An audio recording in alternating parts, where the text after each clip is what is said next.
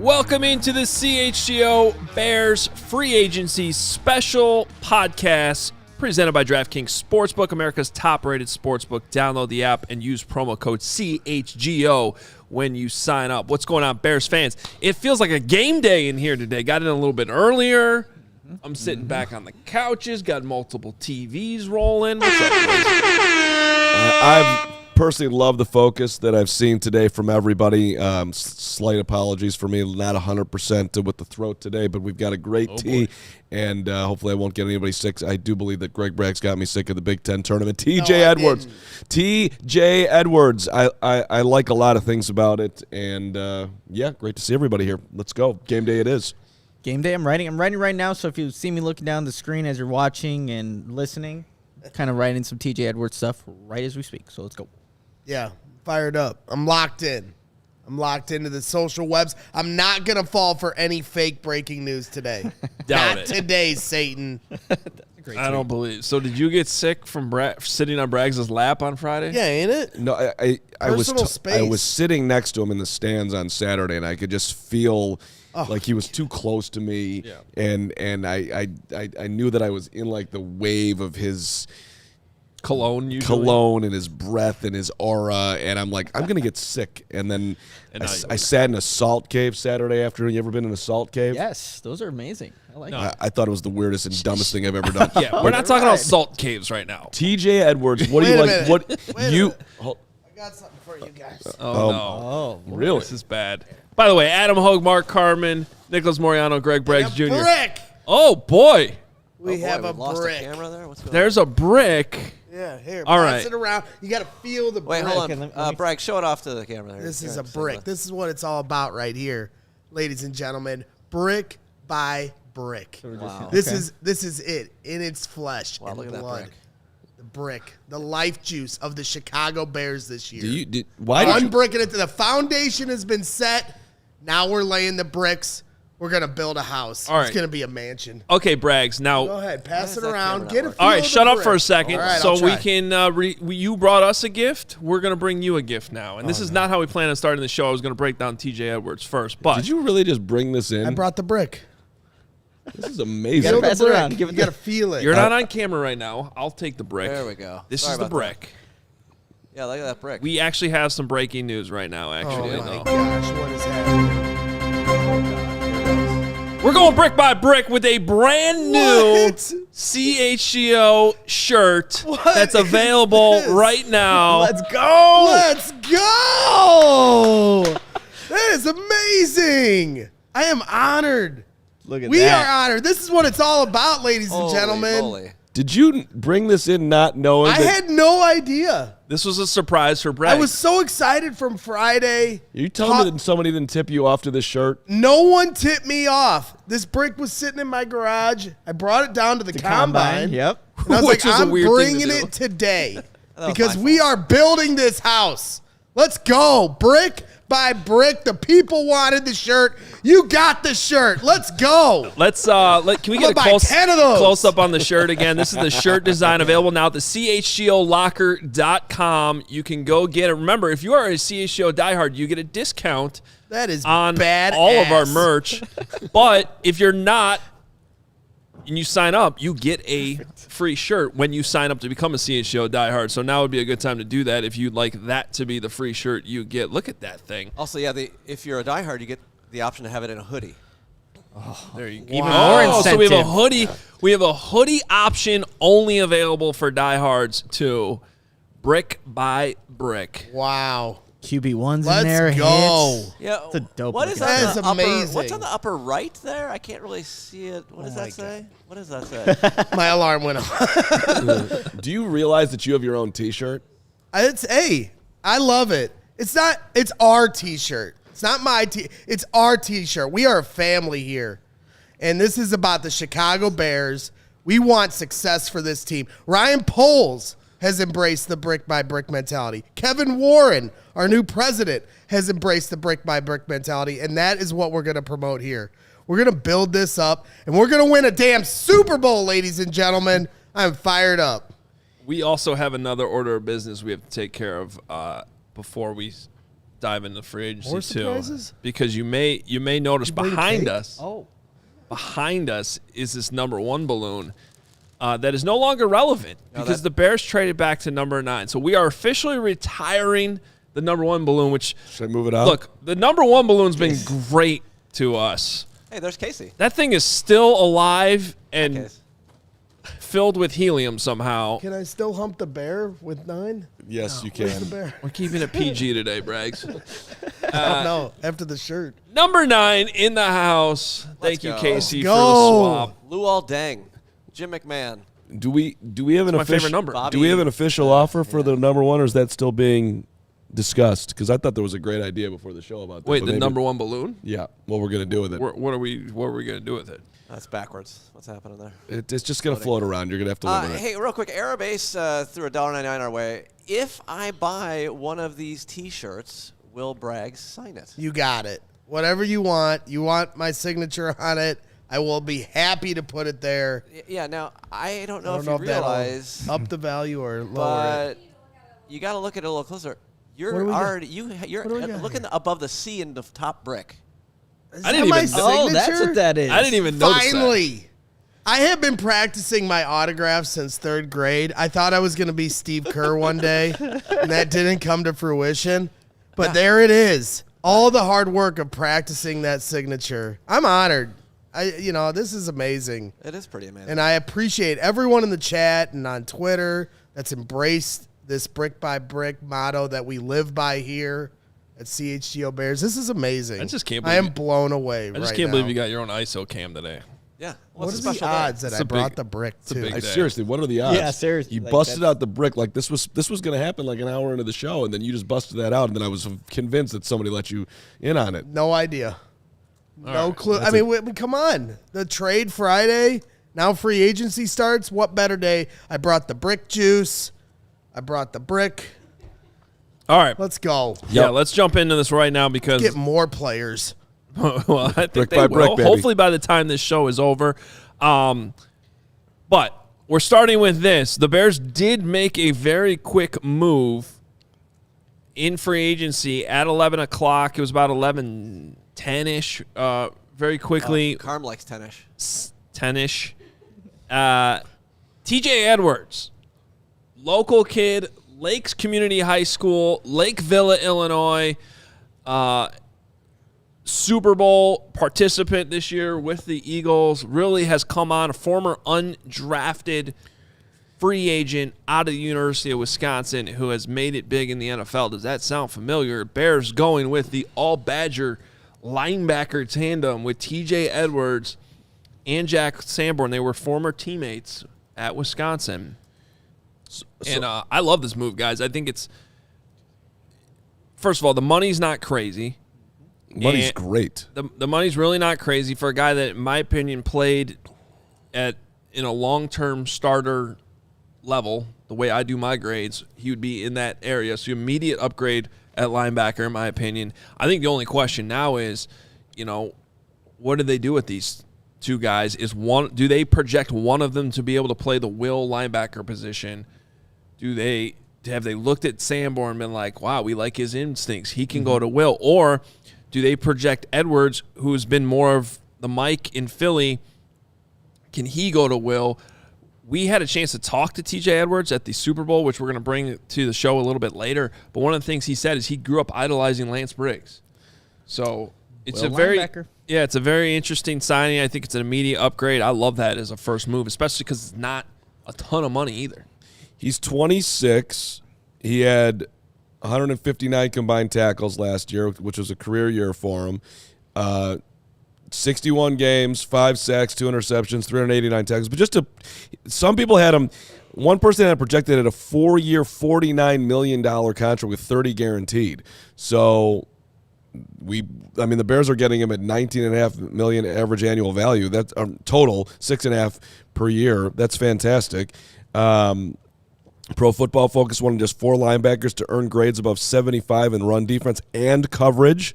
11 quarterback pressures on just 26 pass rush snaps. What I really like about it, though, is people are tweeting out that the Bears are not necessarily out on Okereke either. They might add him too.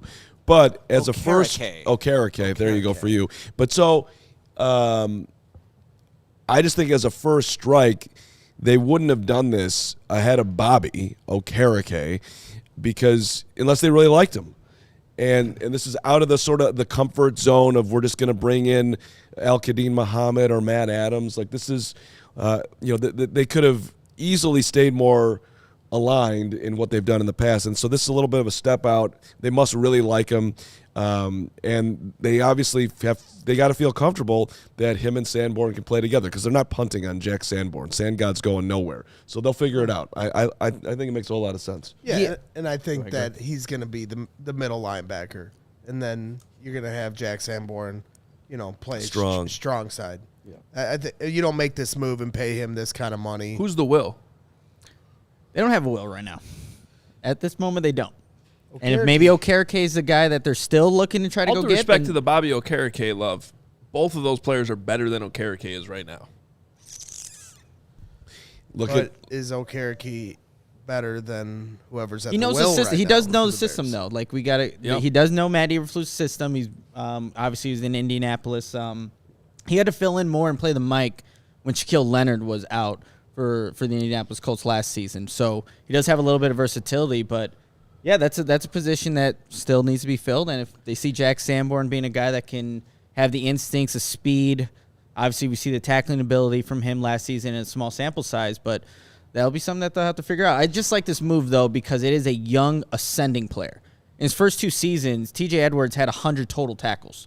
In his last season alone, he had 159 with more opportunities to start on a Super Bowl caliber defense. So you're getting a guy that is ascending as a player who should fit in Matt Eberflus's system, and that's what I like about this move. And he didn't have to, like we were just talking about, spend top dollar to get a productive player who's ascending in his career so far. Yeah, I mean, you're seeing some highlights, shared around on Twitter by different people from plays he's made over the last year or two, and you can completely see how he aligns in this hits philosophy. Mm-hmm. He's chasing tight ends 40 yards down the field and breaking up passes.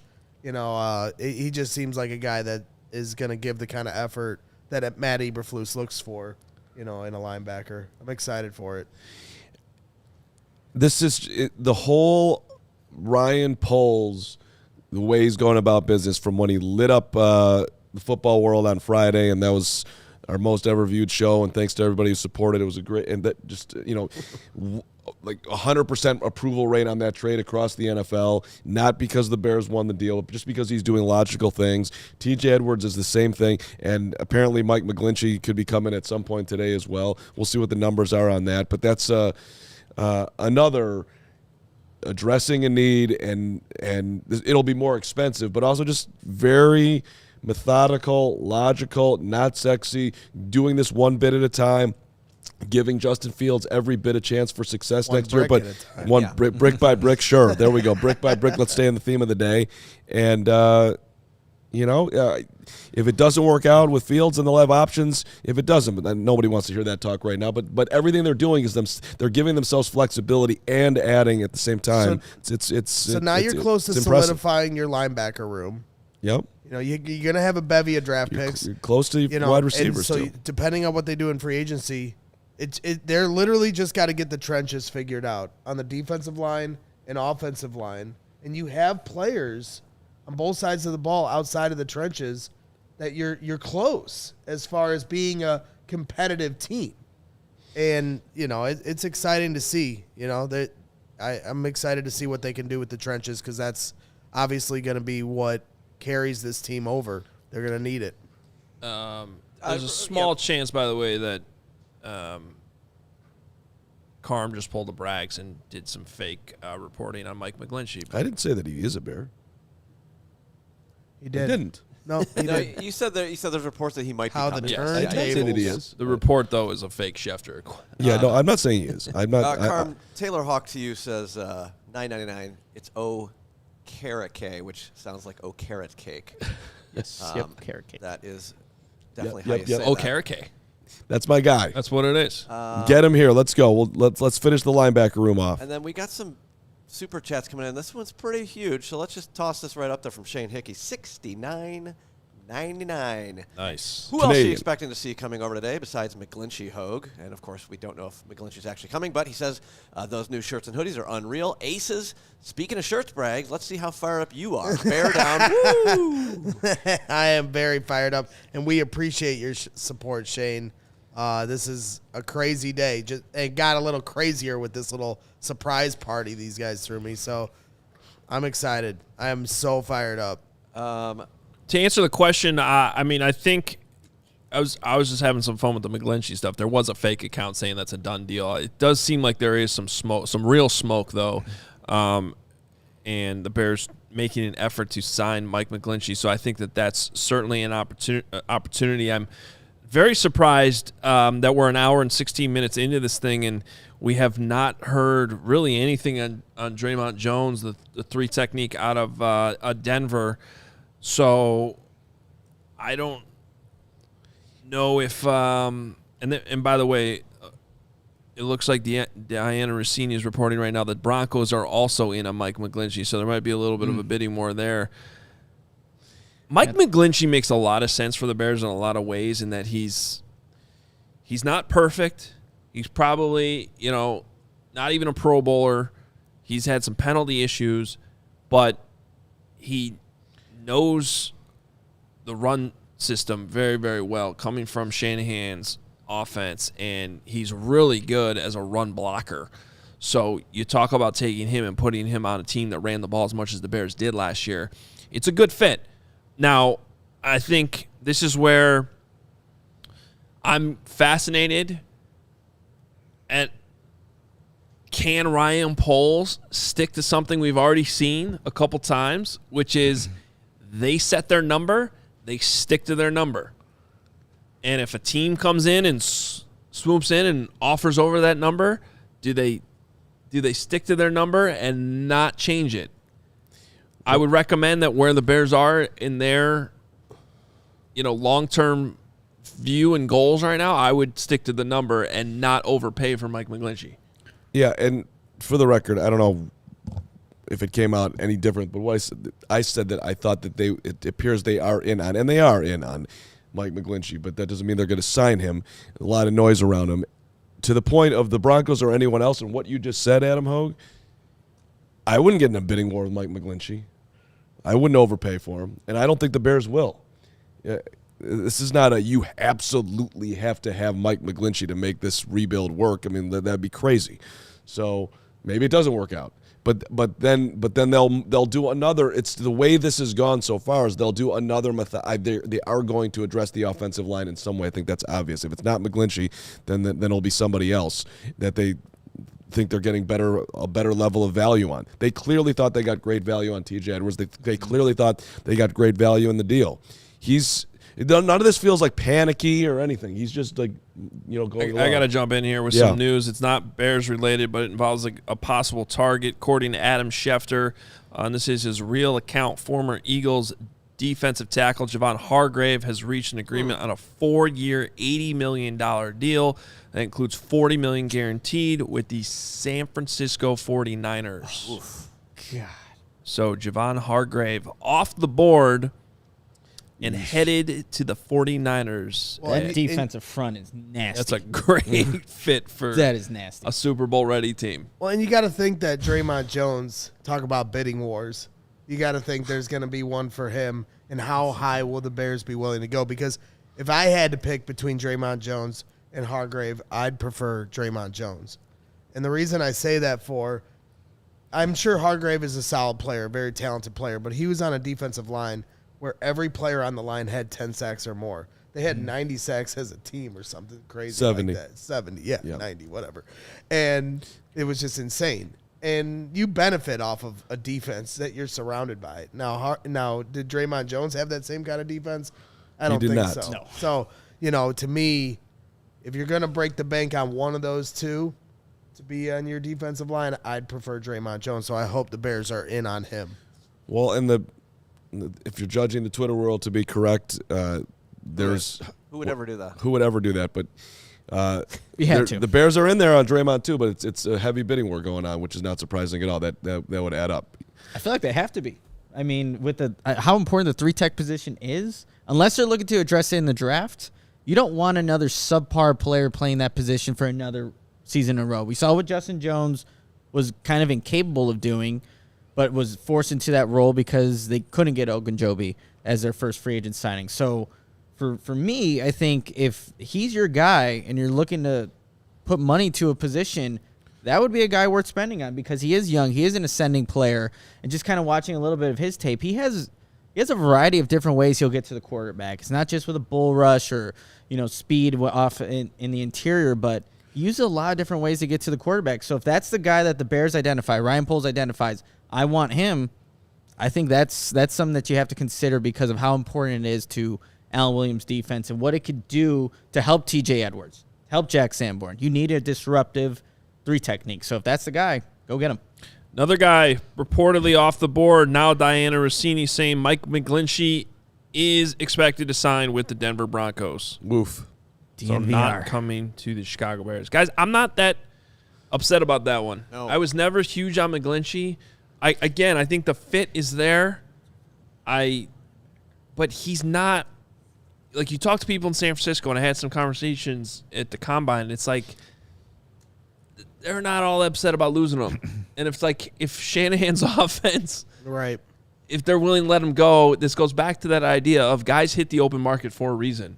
And so what is that reason? What's really behind the story? And I think in McGlinchey's case, it's actually right in front of you. It's on the tape. Good player, not great. Got to be disciplined where the Bears are, really where any team is, but especially where the Bears are, to not overreach for some of these things. Especially there's an injury history too with him. That was the biggest concern from my standpoint. He's having trouble staying on the field. Injuries, penalties, a little inconsistent at times in pass pro, which is like, where do the Bears need to upgrade? Really, it's more in pass pro than anything else. And I'm not saying this happens, but you also got to keep the draft in mind as we have these conversations today. If the Bears draft Peter Skoronski on day one and go, he's our new right tackle, we like Braxton Jones at left tackle, I think most Bears fans are happy with that. Get 2 young, promising tackles, and you could be okay with that. I don't think you need to break the bank on a not perfect right tackle right now in free agency.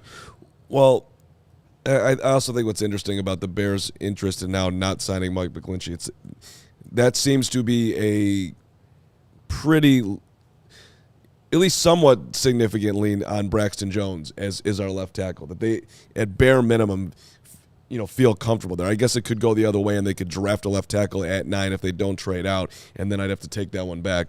But the fact that they were at least interested in McGlinchey, it seems to me that they might feel very comfortable, depending on if they can get a huge upgrade, fine. But if not, they're satisfied with what Braxton Jones showed them in year 1.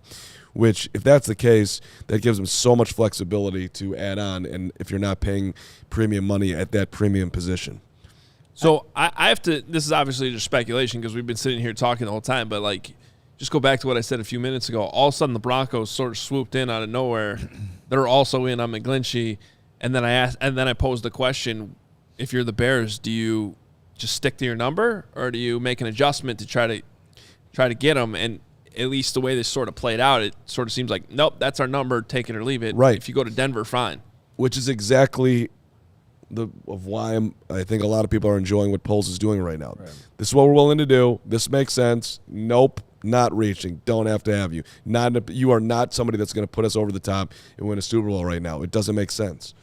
So add on and keep flexibility. Yeah, we're not going over the top for you.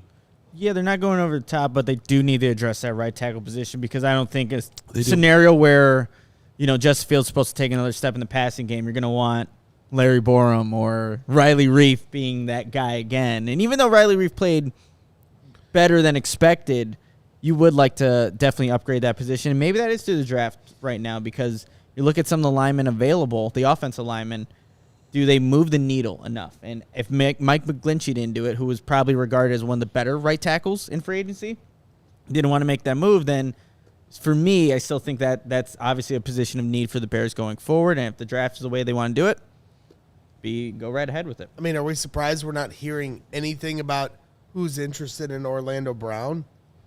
I mean, a little bit. Yeah. Because, if you're going to break the bank for one of those two, wouldn't it? I think the obvious guy is Orlando Brown. Yeah, that left. Then the only thing with Brown, I mean, we've been talking about him for a while now, but, if you wanted to see what Braxton Jones can do, Brown would, essentially take that spot from him and, get to see how he can build off, I would say, a good year one. But, yeah, that's always a question with Brown. And the money he's going to get for what I think is he's a good left tackle. Is he the best? From what we've heard from people who've covered the Chiefs, that's not the case. Hit the like button if you're not bothered by Mike McGlinchey signing with the Broncos. Let's get some likes rolling in here. Appreciate everybody watching right now as we are in the middle of it. I don't think Orlando Brown's going to be their guy either. I think you would have heard more noise. I don't know, man. Last year the Bears were sort of sniffing around on Teron Armstead. Remember that before he, so they were at least having some conversations about signing a big. Now that was before they drafted Braxton Jones, mind you. And also remember, if I remember right, Armstead took a little bit. Like that wasn't something that was resolved. Let's say that took a couple weeks actually. I don't think that happened really fast. So no, it didn't. Sometimes these things do drag out. I think in recent years we've seen free agency drag out a little bit longer because teams are learning from past mistakes that most times what you do on day one of free agency you end up regretting 3 years down the line, sometimes sooner. You saw the Patriots traded Jonnu Smith today, who they spent big money on a couple years ago, and they're already like, okay. And all they got back in return was a 7th-round pick. So just keep that in mind as this rolls on today. We're going to be joined by Corey Wootton here in a few minutes. Can't wait to hear what he has to say about TJ Edwards and about Javon Hargrave going to the 49ers.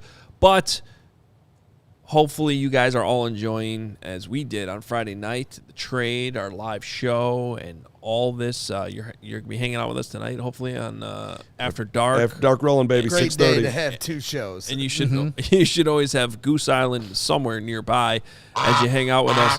CHGO is supported by Goose Island Beer Company, which has been Chicago's beer since 1988. The Blackhawks Pale Ale, which is a limited release, is a good one. They also have the Goose Pub inside the UC, which has been open now for almost 10 years. Tap Room is a pregame destination for Hawks fans. The Bowl City 312 this year has been awesome. They got the canned matches, the 22-23 City Edition uniforms. Also love the Bourbon County Stout. Green Line, you can never go wrong with Green Line. And, of course, yesterday was 312 Day, so hopefully you enjoy the 312 on 312 Day as well. Goose Island's 2 local locations are open and ready to welcome you. Grab a beer right from their innovation tanks at the Goose Island Tap Room at 1800 West Fulton, or get a smash burger and a fresh beer of the week at the original Clybourne Brew House at 1800 North Clybourne. For reservations and pickup, go to gooseisland.com/locations. Goose Island Beer Company. Now I have to tell everybody about DraftKings, America's top-rated sportsbook. One of the best times, in my opinion, to start placing some bets is during March Madness. So you have to take advantage of all the ways you can bet with DraftKings. And, of course, you can bet on the NBA, MLB, and Mark's new favorite, the XFL. So anything you can think of, it's up to you to, get on DraftKings and place those bets. But first, what you have to do, you have to download the app now and sign up with the code CHGO. New customers can bet $5 and get $200 in bonus bets instantly. Only at DraftKings Sportsbook, an official sports betting partner of the NBA, MLB, XFL. You name it, they got it. But first, you got to do that with the code CHGO. Minimum age and eligibility restrictions apply. See show notes for details. All right, couple things here before we bring in Woot. If you're not already a CHGO diehard, you should be. And if you are, you should find our free agency database, which is being updated in real time. I'm trying to put in numbers and all kinds of things here as we go. So, and one of those things I just threw in here is the reported numbers on Mike McGlinchey's contract. This is a big one, boys. Broncos are, this is according to Rap Sheet, the Broncos are giving Mike McGlinchey a massive 5-year deal that's worth $87.5 million with over $50 million guaranteed. 50. So I could see why the Bears said we're good. Yeah, not going to do that. So a couple big contracts today. McGlinchey, also Javon Hargrave, and the Bears' big move so far has been T.J. Edwards on a very surprisingly affordable deal for a guy that played at a high level. Let's bring in our guy, Corey Wootton. Can we just talk about $12 million guaranteed for T.J. Edwards, $50 million for Mike McGlinchey? Yeah. Discount. And I know they don't What's play up, the same. fellas? What's up, Corey? Man, I think we dodged a bullet by letting McGlinchey go. I've never been big on him, man. I think he's very overrated. I think when it comes to him, I think he was hyped up because of his character and, you know, everything like that. But when you look at the actual tape, he whiffs a lot. If he gets beat, all of a sudden he gets really down, and then he doesn't have that nasty in him. So as my right tackle, I didn't want that. So I'm glad that we passed on him. I think $50 million guaranteed is way too much for him, in my opinion. I also want to mention that CHGO's Bears offseason coverage is brought to you by the ComEd Energy Efficiency Program. Learn more at ComEd.com/poweringbiz. That's B-I-Z. All right, what's your reaction to the T.J. Edwards signing? Man, there's something about those undrafted Wisconsin linebackers from Illinois. You know, there's something about there. Jack Sanborn, T.J. Edwards. I don't know what it is about the league. They overlook these guys. Because I followed T.J. Edwards when I played for the Big Ten Network, and I thought he was one of the best linebackers in the country and the Big Ten. But I don't know what it is. They just overlook these guys. And the past 3 years, all he does is put up numbers. Past 2 years, over 100 tackles a season, staple in there. So the Bears got a steal in him for only $12 million guaranteed.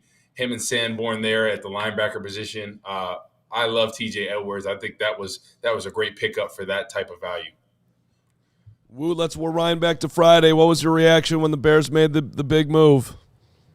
Man, I was so excited because I thought the one thing that Ryan Poles would overlook is that number one receiver. And what does he do? What does he do? He gets the man DJ Moore, who I've been in love with since college, man. He's a stud, man. Out of Maryland, he's only 25 years old.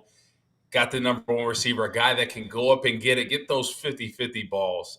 It's just going to be incredible for a guy like Mooney. It's going to take the pressure off him and Claypool, allow Cole Kmet to really cook as well. So, and then moving back and then getting a first rounder next year, a second rounder next year, and the second rounder this year. Impressive by Poles. You're dressing that number one receiver, and it gives you a lot of options and some more picks. Corey, going back to T.J. Edwards, is there a world where you can still have Sanborn and Edwards on the field at the same time because they both play that Mike backer? Is there a world where they can both exist in this defense? So I think they're probably going to have T.J. Edwards at the middle linebacker, right? They paid him that money. That's what he's been playing the past couple of years. So I think Sanborn is going to compete for that other position. I think he can do that as well. I think there's some versatility with him. I can see both of them definitely being in there, Mike and Will, or potentially even strong side backer. So I think there's going to be a spot for Sanborn on there, but I think Edwards gets that middle position. Yeah, that's going to be fascinating to me, and maybe we'll get some answers here from Poles and Flus in the next coming weeks, as I'm sure they'll talk to the media. But because, yeah, you essentially have two guys that you know can play the mic, but the question is, can one of them play the Will? So do you have them compete for that? Let's also keep in mind, I'm speculating that they're going to try to target that long-term weak side linebacker in the draft in the second or third round. Okay. And so maybe it's a situation where you're bringing in a rookie and hoping he becomes that guy. And if he doesn't, you're fine with Sanborn trying it out or Edwards trying it out. And in a perfect world, if that rookie blossoms early, now you got like 3 long-term starters at your 3 linebacker positions, and you're feeling great about it. Yeah, that'd be pretty great if Edwards is the Mike. you draft a guy that could be a will long term, and then Jack Sanborn's the strong side of the backer. That would be a perfect scenario. You got guys locked up for the next couple of years, and that would be ideal. But I think Edwards will be the Mike. I think for sure. But you wouldn't say that, like, is it fair to say that wherever you put Sanborn, he's gonna Sanborn? The sand god's the sand god. I don't care where he plays. Woot, the guy's fine. Let's not stress out. I think he can play any position, any of the linebacker positions, to be honest with you. I think he'll flourish in all of them. I mean, those Wisconsin guys, I'll tell you, man, I don't know why they overlook them. Why do you think that is, man? I don't know, man. They just show up and make plays. Lunch pail guys, baby.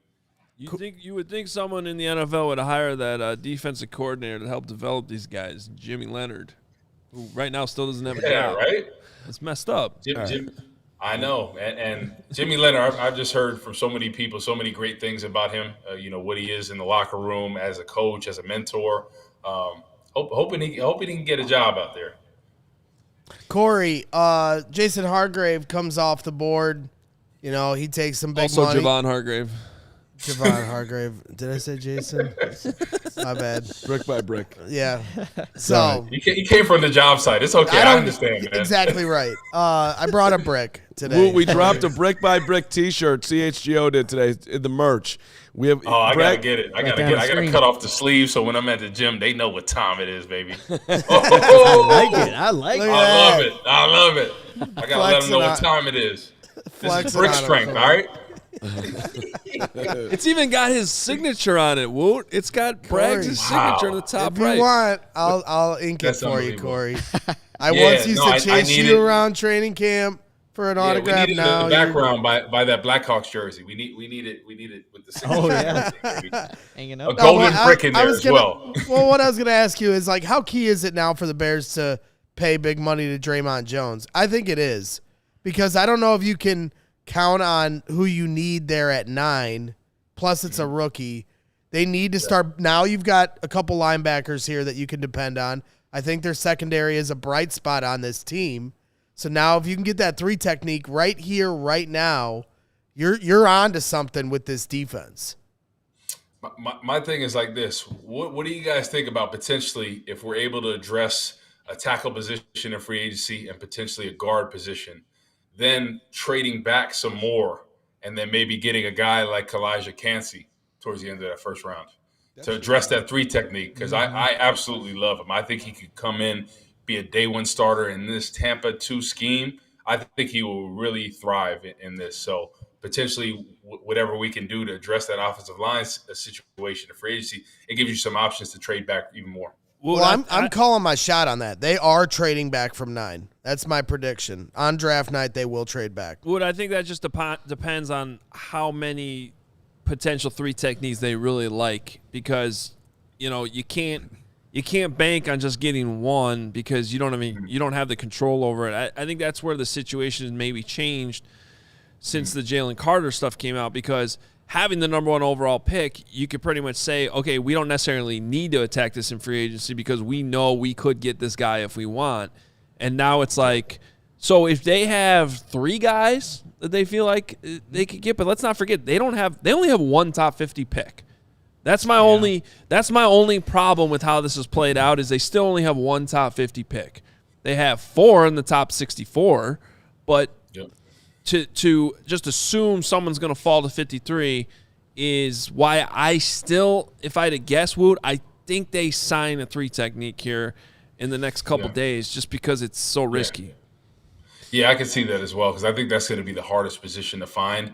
Like we were talking about at the Combine, I think defensive end, there's going to be a lot of talented guys in that 2nd to 3rd round that could potentially come in and be starters, like Foskey from Notre Dame. I'm really big on him. I think he could be a day 1 starter. He reminds me a lot of Justin Tuck, who came out of Notre Dame as well. So I think the end position is going to be a little bit easier to find in the draft, especially in that 2nd to 3rd round.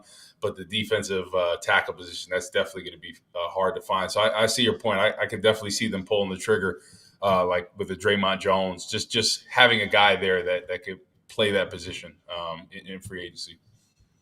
I'm going to go back to Friday one more time, because I've seen a drop of pushback that DJ Moore is not a true number one wide receiver. You don't buy it at all. Look at that look. No. Watch the tape. Put on the tape. Watch him high point the ball. Watch him go up and get it. Watch him as a route runner. Watch his separation. Is everything you need. Look who he's been playing with. He was playing with a guy that saw ghosts out there. Sam Darnold. Come on. Yeah. Haley Joel Osment. What is this? Come on, bro. Like, he was playing with a guy that's seen ghosts. Baker Mayfield, from teams. Listen, he didn't have a quarterback in a while. So take that with a grain of salt. But he's a guy that is a number one receiver. He can go up and get it. There's no doubt in my mind. Sam Darnold's out there getting him killed is what he was doing, at least at points. You've watched a ton of tape on him there. Yeah, there's a lot of throws in the middle of the field, but that's DJ Moore's game. He will go in the middle of the field and make those contested catches in tight windows, take a big hit. He's looking for yards after the catch, though, as well. Like, that's a big thing that the Bears have not had in this offense. So really looking forward to seeing how he, just upgrades the entire wide receiver room. You can put Mooney down to number 2, Claypool to 3, put Velus Jones Jr. in there. Now the first read is DJ Moore. And if Justin Fields has to go off of that, then you have Mooney as a second option. That's a good thing to have. And then you got Cole Kmet too. Yep. As well, right? In that red zone. Every quarterback needs that good tight end in the red zone. And towards the end of the season, he really flourished in that role. But yeah, what do you guys think about if we were able to address some of the needs, offensive line, defensive line, trading back and potentially getting Jackson Smith and Jigbo? Because people were talking about you don't know what's going to happen with Mooney and Claypool. They're only essentially on one-year deals. What are you guys' kind of thoughts if we could address some of those other positions? Yeah. Potentially getting a guy that a year ago was a top 10 pick. Yeah, I think that stuff is on the table. I mean, to me, that's why you trade back at 9, to try to get back in the early second round, maybe get another future, picks in future years. But then now you're in a position of power where you can add up some of the offensive line in the second round, but go after one more playmaker. That's what Ryan Poles said in his first press conference when he ended the season. We are looking to add playmakers. This is a deep tight end draft. I think they're going to look at one of these tight ends. A wide receiver, Zay Flowers, your guy, Jackson Smith and Jigba, they're on the table, and Bijan Robinson. People are going to say, oh, don't take a running back. This dude is going to be a player in this league, a playmaker. So if Ryan Poles is looking for playmakers, it would not surprise me at all to see them go after a guy like Jackson Smith and Jigba. I don't think anybody. No, I was just saying, I wouldn't bet on it. I wouldn't mind it. It would be if they did it. That's because they really must love him because they've got a lot of other needs. That room's getting a little crowded, but you obviously could use some high end talent if he is going to be that. And a lot of people are the think he will Bears be. In a position of drafting for need, or you draft best player available? I'm always draft best player available, but Jackson Smith and Jigba, he's not a true burner, right? So are they going to go in all in after what they've done so far and pull in somebody who's projected to be a slot receiver? I'd be surprised. That's how I see it. So my thing is I feel like them targeting McGlinchey in free agency tells me that they feel Braxton Jones is the staple at left tackle, right? So if we address that right tackle position in free agency, all of a sudden that number 9 pick, you got to look at a guy like Skoronski, right? That could potentially be your left guard. And then all of a sudden you got your tackle situated. You got Tevin Jenkins at right guard, Skoronski at left guard. I still feel comfortable with Lucas Patrick at center because he understands that offense. He really didn't get a chance to play center last year. Then that offensive line has gotten a whole lot better. You add that right tackle and then potentially Skoronski move him into left guard. Yeah, it's funny how that, just the way you start adding all that up, it starts to fill in really quickly, and I think that's the cool thing about this offseason. And personally, when it comes to Jackson Smith and Jigba, I said this Friday night too, I don't think the Bears are close to being in a position to draft for need. I think you take the best player on the board, and if it's redundant, it's redundant. I don't know if I'd take them at 9 right now. Maybe if you do another trade back, I feel great about it.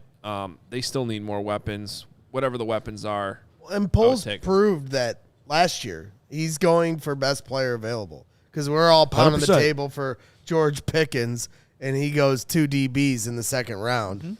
Mm-hmm. He's not afraid. He's going to take who he thinks is best for his board and what's best for this team. Couple other small news items. One is NFC North related, but the Lions signed cornerback Cam Sutton, who's probably still an underrated player to some degree, and so he goes from the Steelers to the Lions. There, and otherwise, I have to say it's. Oh, I know what I wanted to ask you, Corey. What do you think about Marcus Davenport? Yeah, I'm very intrigued by him, right? This year he kind of underproduced a little bit, but he's still a young guy that has explosion. He's flashed, throughout a couple years of his career.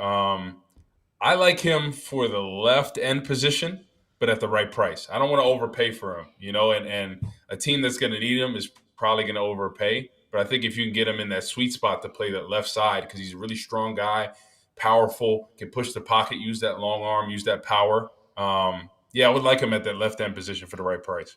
That's why I it's more so like his physical profile that kind of intrigues me, because of when you hear Eberflus talk about big, tall, long, Corey Wootton like players. Man, it's crazy because I feel like he hasn't even scratched the surface of what he can be. Like, he still has a lot more potential to fill. So I think if he has the right coach, I think he could be a double-digit sack guy. I really think so. But I think he really hasn't worked on his pass rush like you'd like to see, over the past couple of years.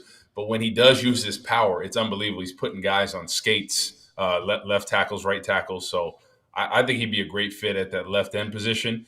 And if Eberflus and company could really develop him, I think he could be a 10 double-digit sack guy for sure. And Woot, you started mentioning best player and available, and Bragg's whatever, all mentioning it, I guess. And it went in my head, well, that could be, looking on boards and where the Bears pick, that could be Devin Witherspoon. I mean, people love the corner out of Illinois. Yeah. That would not be it's certainly not their biggest position of need, but I mean, how would people feel about if they went that way? I wouldn't hate it at all. I still think that they seem to really like Kyler Gordon in the slot. Mm-hmm. And you add a talent like that, all of a sudden your three corners look pretty damn good. And I still think they could use an upgrade at corner. But I want to add Devin Witherspoon in a trade back. Like these players that we're talking about, Witherspoon or Jackson Smith and Jigba. I think he's a top 10 pick, dude. Okay, but that's what I'm saying, though. Yeah. Whoever we're going to have fall to us, let them fall to us. But let's get more picks so we can get more picks in the top 50, like Adam said. Because I think that you got to trust Ryan Poles to find a contributor with that trade back and add more picks. Now you're getting more bullets and having an opportunity to compete this year. If Skowronski's available at 9, right, and your only need on the offensive line is a left guard, are you pulling the trigger on that?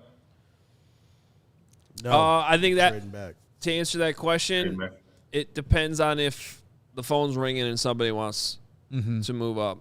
Because the other thing is, like, if you're targeting Skowronski as a guard, it's a little different than targeting him as a tackle for a top 10 pick. So it's all about value for me there. Gotcha. I wouldn't if nobody's calling, though. If I'm sitting there and the 10 minutes are running down, I'm down to 9 minutes and the phones aren't ringing, I feel good about taking Skowronski there. But if I'm sort of on the fence and someone's calling and like, hey, we'll give you a second-round pick to move back, I'm probably taking the. Woot, why are you moving him off tackle? Just because of how they're evaluating their offensive line right now, right? Because they feel good at Braxton Jones, and if they can address the right tackle position. Unless I feel good with him at tackle, I know he can play guard as well. I think he could be a really good guard as well. So it's just all about what the Bears value is. I know a lot of teams have said they don't view him as a left tackle. I watched the tape. I think he can play left tackle. But guys are saying because of his arm length, he's going to be a better guard prospect. So that's what a lot of teams might evaluate him as. So I think he can play any position, guard or tackle. I mean, when the Bears traded up to get Justin Fields from 20 to 11, they gave up, they flipped 11 to 20, gave up a future first-round pick, and then some additional fourth-round picks. So to me, like, what would a package, if you can get another future first-round pick, obviously we want these second-round picks this year too.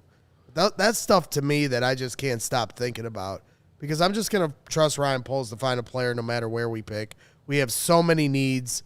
You know, it's not a spot where you're like, we have to stay here to take a guy. No, they have to acquire as many assets as they possibly can over the next 3 years so we can win like 5 Super Bowls in a row. That's what I'm thinking. Is there a position group that you guys think is going to be overlooked this offseason through free agency and the draft that you worry that we're not going to be able to address? Good question. Look, when field goal kicker, when you have four, when you basically need 4 starters on the D line, and another way of putting it, you add the offensive line into it, so that's 9 starting positions, and you really need 7. That seems like far-fetched that you're going to solve all of those in one offseason. So is it going to be interior? I think I have your answer for you. I'm worried at this point, Woot, that they're going to have enough pass rush next season.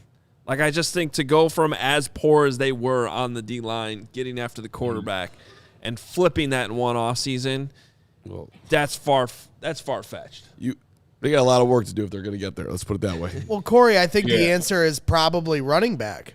Because if Bijan Robinson, which is like probably a pipe dream that doesn't happen, if that doesn't happen and they don't re-sign – it's like their strongest position. No, if they don't re-sign David Montgomery. You hate David Montgomery. I understand that. Not I don't hate David Montgomery. Don't put words in my mouth. But they're probably not going to re-sign David Montgomery. So all you have is Khalil Herbert at this point. You know, and then you're going to – if you draft a running back later, you know, that's now all of a sudden what was one of their biggest strengths last year is somewhat thin. I believe in Khalil Herbert. But running back position is tough in this league and hard to stay healthy for 17 games, you know, and that could be something that's pushed off the priority list. And then they draft a guy later, you know, a rookie. How much can you depend on him? So I think that could be the answer to your question. Yeah, the only thing I'm thinking, Hoge, I'm worried about the pass rush as well. But with the talent at defensive end that's going to be available in that 2nd to 3rd round range, I think we can address potentially 2 guys that could come in and potentially start day one, right? And then in free agency, I wouldn't mind getting a couple guys that have been really good backups, guys that could play the run really well, give you a couple sacks here or there. There's some veteran guys. And then in the later rounds, grabbing some strictly just pass rushers, guys that are really talented at pass rush that you can swing in and all of a sudden bring in pass rush situations. It's not the most ideal situation, but if you need to, if you can address all the offensive line, then you have to get the defensive line situated. I think there's some guys that can come in and start day one in that 2nd round. Corey, let me ask you real quick. Is it more important for the Bears, if they're looking at their defensive front, to address and get a guy at that 3-tech position or get 2 quality guys as edge rushers? Not as high-caliber players as you would maybe the 3-tech. What are you prioritizing here? Go get the interior rush or the outside? Yep. So for me, number 1 is 3 technique, right? I think that's the engine that runs this Tampa 2. It makes everything easier. You always have a one-on-one rush based on formation and all that. So that's why the 3 technique is the engine that runs this. And then I need a dominant right end. I think if those 2 needs, if we can address those, we can fill everything else with draft, some guys are free agents, and getting some talented pass rushers in the later rounds. So I think the 3 technique and then a dominant right edge rusher. I think for me, those are the 2 things that we got to get. And then I think we could fill some things with the other areas. Hit the like button if you enjoyed Corey Wootton on today's show, baby. Yeah, it is interesting. We're almost 2 hours into free agency, and at this point, the Bears have not made a move on the line of scrimmage. Interesting. At all. But they've certainly been working. We need it. I know. All right, Corey, we appreciate you jumping on, man. Awesome stuff. Like button for Woot. Yeah, appreciate you guys. All right, there he is. You can follow him on Twitter at Corey Wootton as well. We got a ton of Super Chats to get to. We got our conversation with TJ Edwards at the Super Bowl to get to. And I'm just thinking the breaking news of Garoppolo to the Raiders is interesting from a Bears standpoint because, of course, the Raiders have the 7th pick. We're at 9. That takes a slot where a quarterback is not needed in front of them off the board. So that does matter, could matter. Yeah, and we haven't really addressed that news yet because we were talking to Woot, but Jimmy Garoppolo signing with the Raiders, according to Mike Garafolo.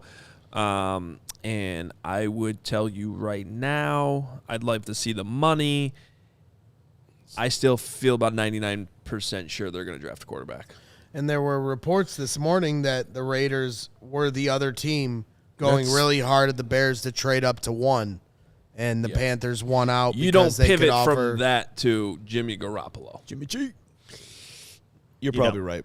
But it's McDaniel, right? Money's significant. yeah. The reunion of those two. Well, that's why I want to see the money, and I haven't seen it yet. Has that been out there yet? I saw People are saying 67. 64, 67. I don't know. Schefter and But what's- $34 million guaranteed. Okay, that's Maybe that's a one.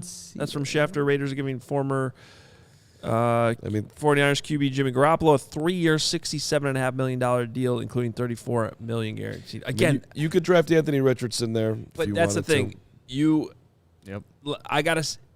I'm going to say this a million times during free agency, but the numbers, okay, those are the numbers. What are the real numbers? Okay, $34 million guaranteed. What's fully guaranteed? Also, how much of that guaranteed money is in year 1?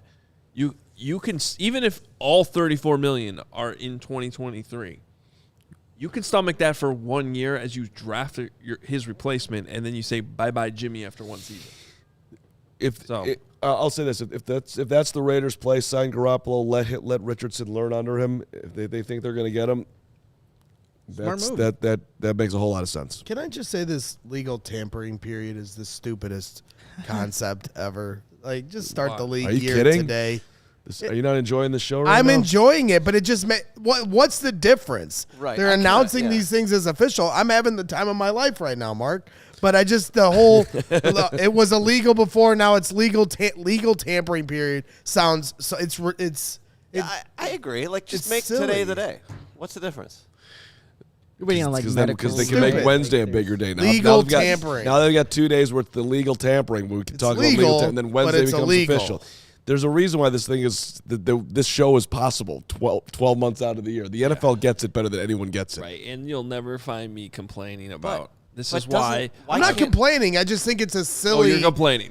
I'm not complaining. I just think that how they call it legal tampering. Nobody calls it period. legal tampering except for people on Twitter. The NFL doesn't call it legal tampering. What do you call it, Mr. NFL guy?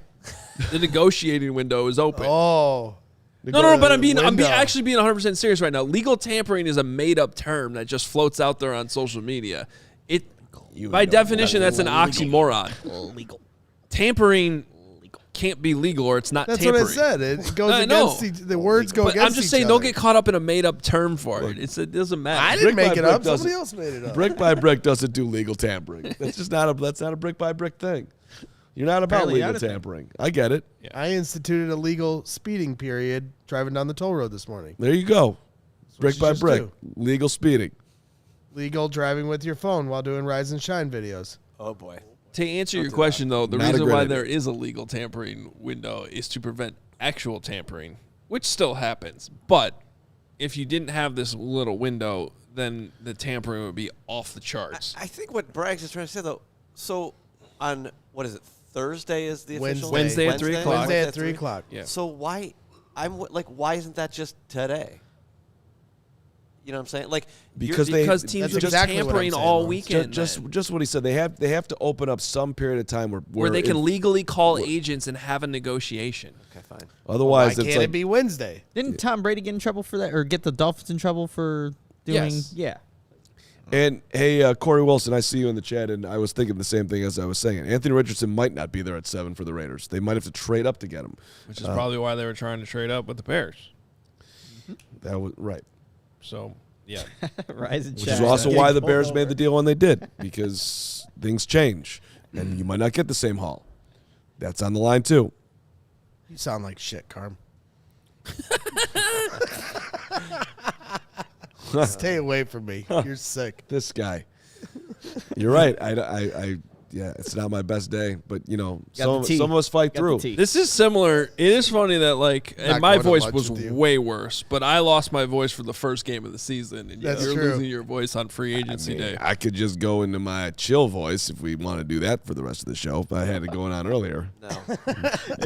Please don't. Please don't. But please do the read you're supposed to do, unless someone else wants to take it so he can I save thought his I voice. was in the third block. I saw a second block. We've only been doing this show for I know. there's I thought two you ad added. breaks. I thought you added in a block.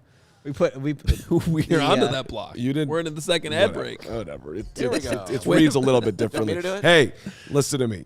Don't listen to anybody else. I'm the one that's important right now. And what's important is that you get tickets for the NCAA tournament for those of us who aren't credentialed and want to go to Columbus to see that team that's the number 1 seed. The best way to do it. We can't all get credentialed like brags in the stand. We cannot all get credentialed like brags. The champs are here.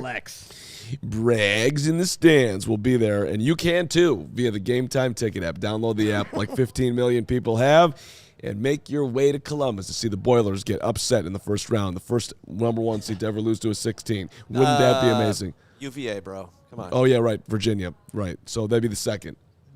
And I've said, if Purdue loses to a 16 seed, I will never come into this studio again, which would be really sad because I'm excited about this shirt, but I won't be able to show my face to these people. They're relentless. We can't have that, so the Boilers got to win. But, yes, you save the most on Game Time, by the way.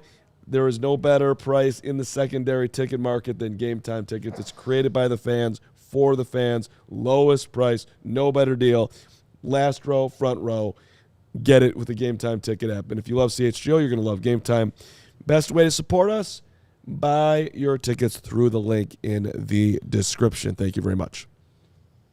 In the ComEd Energy Efficiency Program is committed to helping families and businesses in the communities they serve save money and energy. ComEd offers free facility assessments that can help find energy-saving opportunities, whether that's lighting, HVAC systems, commercial kitchen equipment, or industrial processes. An authorized engineer will work with you to develop a detailed assessment plan specific to your goals and needs. These can be done in person or virtually and last approximately 2 hours. Within 3 to 4 weeks, customers will receive a report detailing energy efficiency projects that they can start working on immediately. Each recommendation will include estimated energy savings, cost savings, project costs, potential incentives, and simple payback. Don't wait. Get started saving money and energy today. For energy saving tips and to schedule your free facility assessment, go to comed.com/poweringbiz. Ready to sign up for a facility assessment? Call ComEd at 1-855-433-2700 during normal business hours. To speak with a ComEd Energy Efficiency Program representative, email businessee@comed.com or request an assessment online on our website at comed.com/facility assessment. All right, let's get to some of these super chats. Then we'll hear from. Okay. Miami is, per Adam Schefter's real account, Miami is giving former Jets quarterback Mike White a 2-year deal worth up to $60 million per source. So you wonder how that, if that's the domino that leads to an Aaron Rodgers announcement that everyone's waiting on to the Jets. Right? Don't ever come in with something like that again. Okay, I was going to say, I got can so we have scared. a vote? I was mid-word. Was that worth interrupting me for Mike White? Well, no, it's a domino for Aaron Rodgers. Did I interrupt? You scared the I living waited in bejesus out of between me. the read and the super chat. I didn't interrupt. Mike White. Who When cares? he said whoa, whoa at the same time. And I was like, what's about to happen? I heard Got Jets. really nervous. What did you whoa, whoa about? He was wowing I something was else. just, It wasn't about Just me. wowing. Just wowing. He was just wowing. Hit the like button if you thought that was scarier than it It's turned not out to be. scary. It's a domino Whoa, with whoa. the whole Jets. Everybody's waiting on Aaron Rodgers. Aaron Rodgers is holding the Jets and the Packers hostage. Somehow I don't So think this Mike is went to interesting that the Jets moved off of a quarterback. I love because you. if they don't get Aaron Rodgers, now You never had they're Mike really White stuck. news. You just Maybe- rest your voice. Maybe over I was there. whoa-woing about the fact that Carman is sucking on some sort of throat lozenge on a podcast Yeah. right now, I got to do it. right into a microphone. That's not great. I'm hey, not- the Duke said this earlier, $9.99. Thanks, Duke. He says, rolling on the floor laughing to Bragg's not today Satan regarding the fake Shefty account. And see, he just used the real Shefty account to tell us about Mike White. Yes. Not the White Lotus creator, but the quarterback from Western Kentucky, Go Hilltoppers. White Lotus creators. Greater than Mike White. Mike White, Dolphin, Braggs, new shirt. Brick by brick. What else we got? Oh, you want more? So we can hear you today. Yeah, I've decided to. I know we're 4 wide, but I hit the old splitter today. I thought you needed to hear me. So. We're split. Me and we're sharing a mic. I know. We're gonna sing "My Endless Love" to end the show.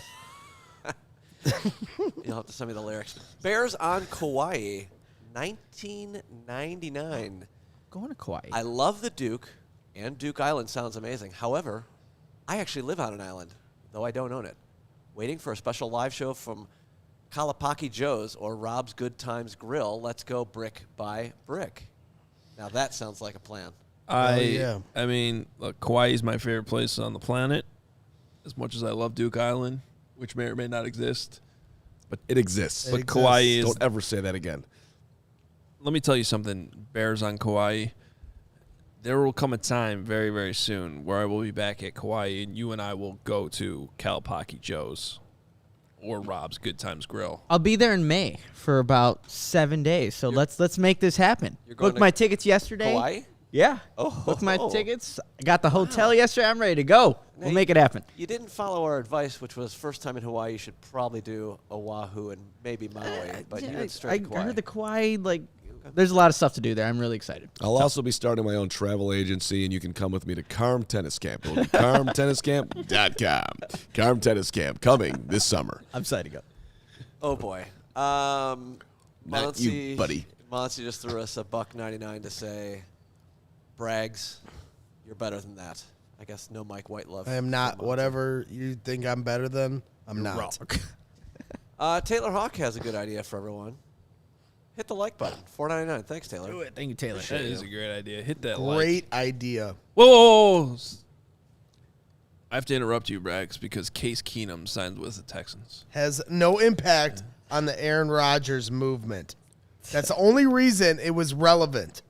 Don't guff me. You know, somebody in the chat, Wazier Shah, said the guys are a little too mean to Braggs. I agree. We gave this guy his own shirt today. Do a party for him. That's separate from you guys. You know who you are like, honestly? Who am I like, Carm? And then we'll talk about who you are like. Great, let's do it. This is a little bit not respective of your microphone talents, but since you have your own shirt and we're all just hanging out here, this is like kind of like 85 Bears, and you're the fridge that's getting all the attention, and that plays in different ways too, because Because I'm fat. Is that what you're going at? Because I'm fat. And you're no dumb cookie. And you're looking at the fridge, you're looking at Braggs. I'm the rookie. I may be large, but I'm no dumb cookie. You seen me talk, you see me run. When you buy my shirt, we'll have some more fun. I'm Something having a like great that. time. Yeah. Yes. I am too. Bear fan 80. My mom's in the chat. She just said, What's up, Barb? Carm needs to talk to me. Oh. So better watch it. The general's in the house. You better watch it. Barb, I would never mess with you, and I love your son, even if at times it appears that I don't love your son. She also says, sweatshirt ordered. Do you think Greg will sign mine? No. Yeah, I'll charge you. No. Charge you, Mom. That's rude. Does the inscription of his signature on the design actually devalue the shirt? Like, do we have to put it on sale? Listen here, Hoagie.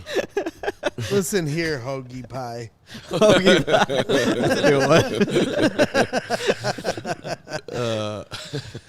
that is a sick shirt though. I And love remember, it. diehards, you can get the hoodie. I want mine signed by Braggs, Yeah, me too. without a doubt. If it's not, I'm gonna be upset.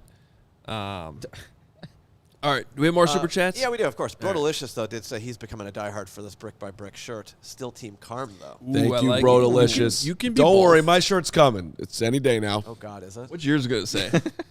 I have to talk to upper management about that. I haven't quite figured it out. I got up my game. People are enjoying the Mike White stuff.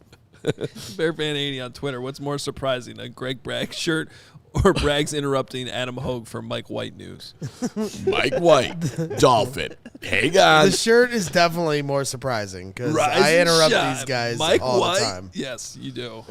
Oh, my God. That's why it's the person in the chat asking why I'm cranky. That's probably the answer. No, it isn't. I'm not even cranky. There's just a lot. By the way, in all seriousness right now, there's a million things going on. We're trying to track news.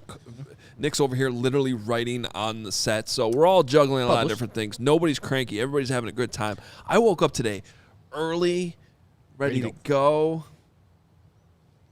Carmen's just doing his thing where he definitely was not listening to me. No, I heard all you were saying. I was trying to read. Oh, yeah, the time change yesterday messed me up. I was trying to read the Duke Super Chat, and, I'm also... 12 hours ago, I was near death, and nobody's talking about my recovery to this point. You guys should be impressed. Are you actually recovered? Yeah, I was going to say, I was not even aware that you were sick until we had already started the show. It's because I don't bring unnecessary drama to you just bring germs. Yeah. Germs. Yeah, you bring germs. And then you try probably to shouldn't be You're handling it really well, Mark. That's to blame them on me. That might be true. Is that why you asked on the call this morning if we were doing a remote show? You were hoping that maybe you didn't have to bring it? No, because disgusting everyone's so glued to their computers, and I just figured you guys were never going to leave. Let's talk about the Duke's 1999. Wow, Carm got real offended with the doubting of my island. Carm, your tent is getting upgraded to a shack. Thank you so much, Duke. Also, as a germaphobe, it's making me wince to hear Carm's sick voice. Yeah. You're all going to get sick now. I'm not sick, Duke. I feel great. Just a little yelling. I would just like to point out that yelling at Braggs. My house has been infested with all kinds of things the last couple of weeks, like going back to pre-combine. Not good. My diet has just been like straight vitamin C and zinc and liquid IVs and all kinds of things, and I have successfully fought off. What? I saw your diet in Indianapolis. Yeah, and steak and alcohol. Alcohol probably fights off the germs. I guess probably does. The limes and the Coronas. There you go, the limes. I drink a lot. But my of alcohol point in is, Indianapolis. for the last, actually, this probably goes back pre-Super Bowl. The amount of stuff that I have fought off, and if it all ends here on the start of free agency because of you sitting next to me, Yeah. Kyle Waddle says in the chat, Carm's shirt, prick by prick. Oh, no. Wow. That is not nice. Who feels the need to read that? Somebody else said Carm's shirt, CHGO's moral compass. Thank you. Thank you. I like I'll these take that. Carm shirt ideas. We got a serious question, though, from Daniel Trump. $20. Thank you, Daniel. I'm worried. We need linemen badly, and they're going off the board quickly. Should I be worried? a little bit, but they're going. Here's the thing, though. High prices, man. I want more TJ Edwards like signings. Yep. Like, well, we all do. with a couple exceptions. If the Bears came out right now like Orlando Brown, big money, I'd probably defend it. But you got. I said this at the top of the show. More times than not, teams regret what they do today, and so maybe that's a little bit of a spin zone, but I wouldn't be too upset about I do think it's interesting that we're over 2 hours into this and there's not a single signing on the offensive or defensive line, but I think it speaks to Ryan Poles being patient. That McGlinchey contract would have been ridiculous. Yeah, it's a lot of money. Yeah, for a guy we don't even really good, trust anyways. but not the money he's getting paid. Right? Dude, like that's insane. If it's Jawan Taylor. Chiefs right tackle Andrew Wiley. Did we talk about that? No, he went to Washington, right? 3 years, $24 million, reuniting with Eric Bieniemy. Ooh, we do have a new one. Oh. Former Jaguars offensive tackle Jawan Taylor reached an agreement. I don't know. Wasn't that supposed to? This is not a Bears signing. I know. I got really excited. Jawan Taylor on a 4-year, $80 million deal, $60 million guaranteed with the Kansas City Chiefs. That sucks. Look at that.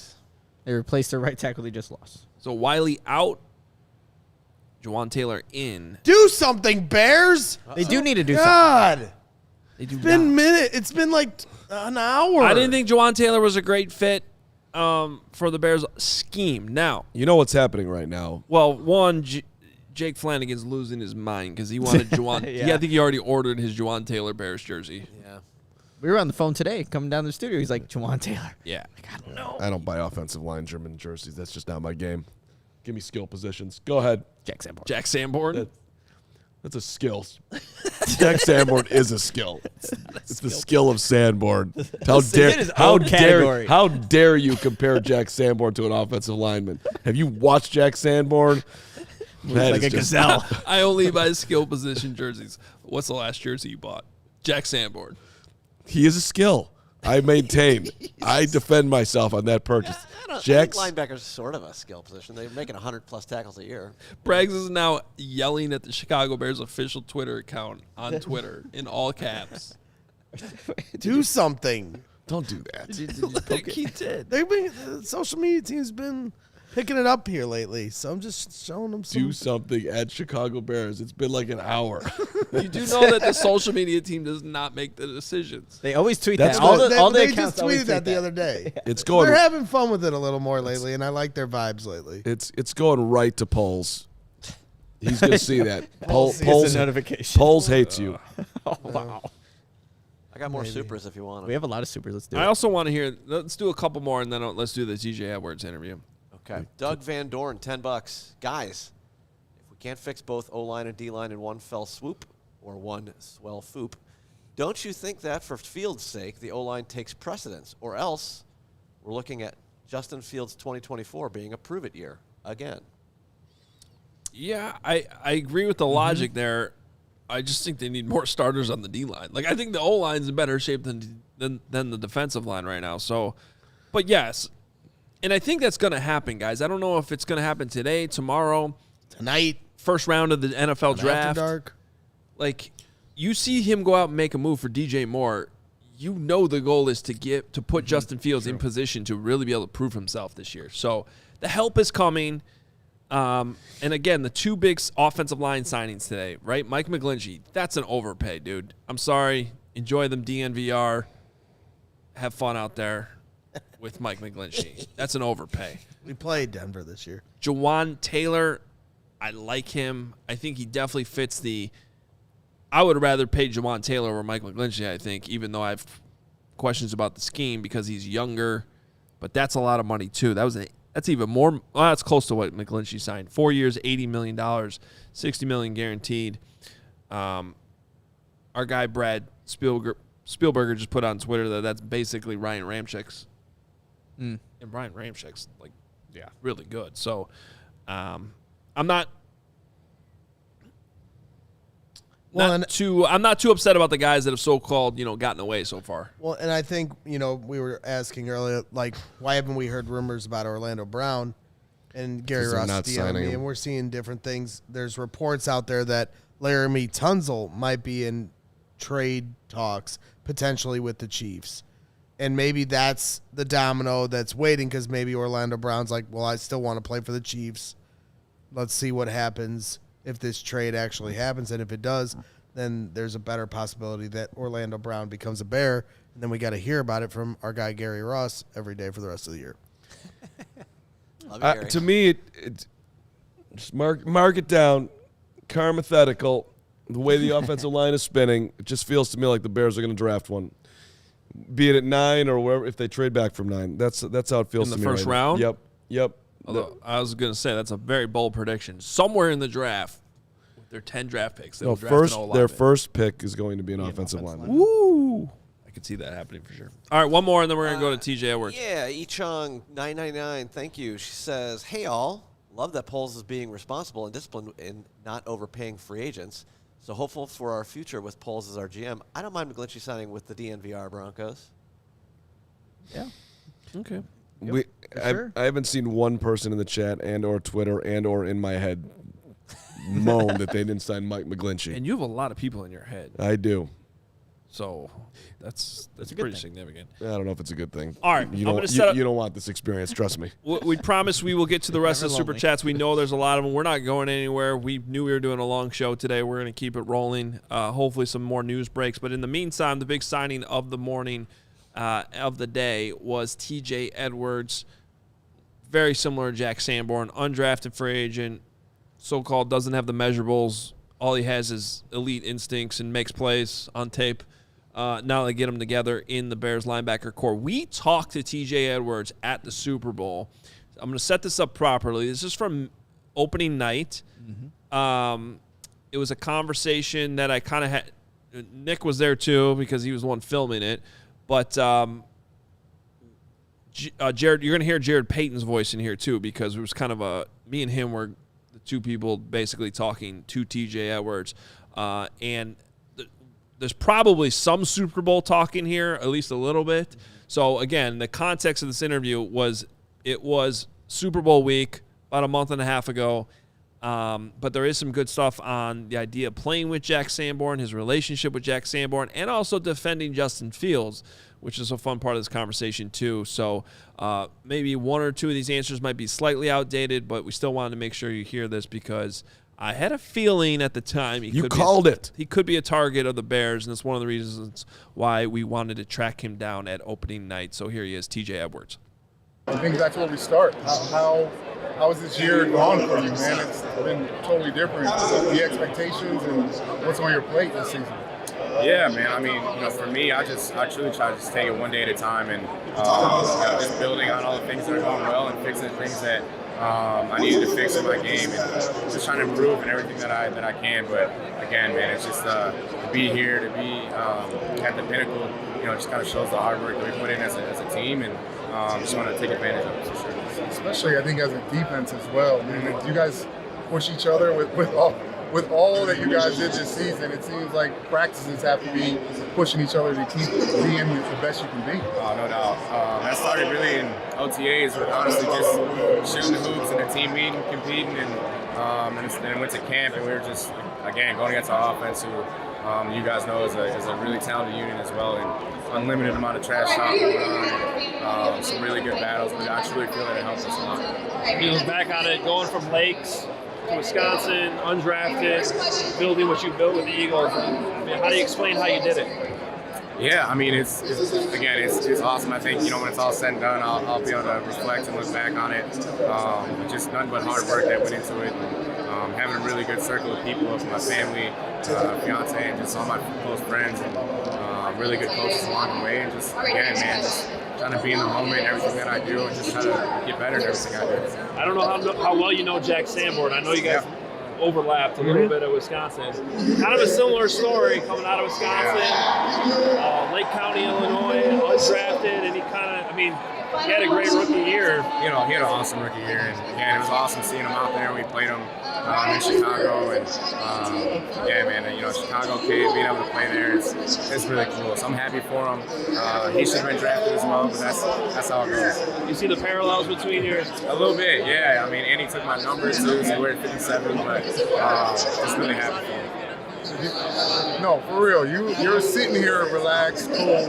Yeah. What's that feeling going to be like when you step out on that field on Sunday? Yeah, it'll be way different for sure. You try not to get caught up and everything, but it's going to be hard not to for sure. But again, just being in the moment with my guys and realizing that we're here for a reason, and all these things are, again, insanely cool what we're doing, but we want to win this game more than anything. So that's what I focus on. Did you have a favorite Bears player growing up?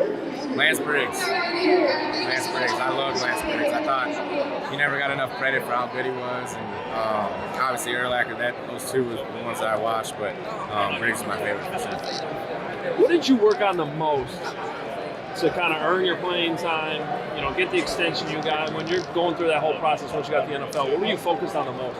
Yeah, honestly, my off seasons I feel like are really intense, just in terms of the physical part of it, in terms of building my body in every way that I can, faster, stronger, bigger, and man, just trying to get all those things that you want, and that really helped drive me. I train in Milwaukee, so I'm close in the off season, and go back to the cold. It almost feels like you like Rocky in Russia, and squatting logs and all that. But no, I truly feel that's helped me a lot. No doubt.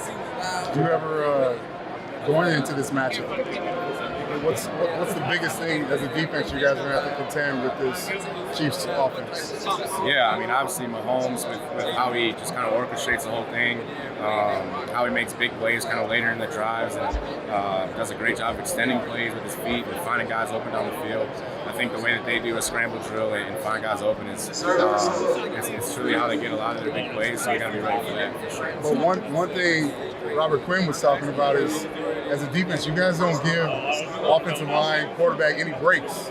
You're rotating in all the time with dudes that can get after the football, get pressure. That has to wear on a team once you get to the fourth quarter. Yeah, I mean, it's been a strength for us all year in terms of that D-line, and we've just added to it all year, man. It's a scary unit, no doubt. When you're able to get teams, in third and pass and let those guys go hunt up front, it helps you out a lot. That's how we've had a lot of success. So first and second down will be huge for us. How much of a problem was it preparing for Justin Fields? Yeah, I mean, you see kind of what he does on film. You saw the run he had against us, and he's definitely special with what he can do with his legs and how strong his arm is. I think, again, a guy who is going to gain confidence as time goes, and truly going to be a special player for sure. The one thing it seemed like we heard from opponents all year was like, whatever you did to prep and try to contain them, there's still that one moment every game where it's like, there's just nothing you can do with something.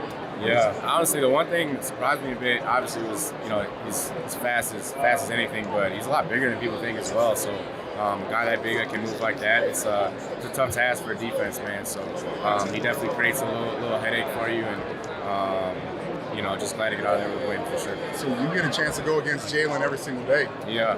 Do you see the some similarities between him and Justin? Big time, man. I think, I see a guy who's just so calm in everything that he does, and you truly see it this year with his confidence in the pocket, and just again a guy who's never satisfied with what he's done, and he does everything for us in terms of being our leader, being the guy that's composed, he's cool, he's collected, so he's gonna be big time. Excited to see him play for sure. All right, there was TJ Edwards from opening night at the Super Bowl last month. Carm now has his Jack Sanborn jersey on, or does he have a TJ Edwards jersey on? No. This is a problem. Yeah. Because you heard TJ mention in the interview there that Sanborn stole his number. Yeah. Just renewable in the chat. Listen, Who gets 57? TJ, you are so welcome to be here, and we think it's a great deal for you and for the Bears. But don't be coming for no 57. This jersey is taken. I honestly think it's fine if he takes it. No, he's not coming for the 57. He won't. He's got to go. He's 58. I don't know. Well, you all want to give up the Sanborn? Well, Give him Briggs. I don't want to give it up. He idolized Lance Briggs. Give him 55. 5'5". There we go, Briggs, 5'5". That's an interesting point. Yeah, But Yeah, Fishbane had an article that said he waited in line for hours to meet Brian Urlacher, idolized Lance Briggs, met Devin Hester at camp. Sounds like my kind of guy. in fairness, great job by the Fishman sharing that article that was written by Zach Berman. But yes, you okay over there? Rick Juice is finally get it to Greg. That is revenge of Fishman. Fishman revenge for ruining the Northwestern Penn State game, and Fishman wanting to kill. People are going down on the show. It's not good. It's Carm's fault.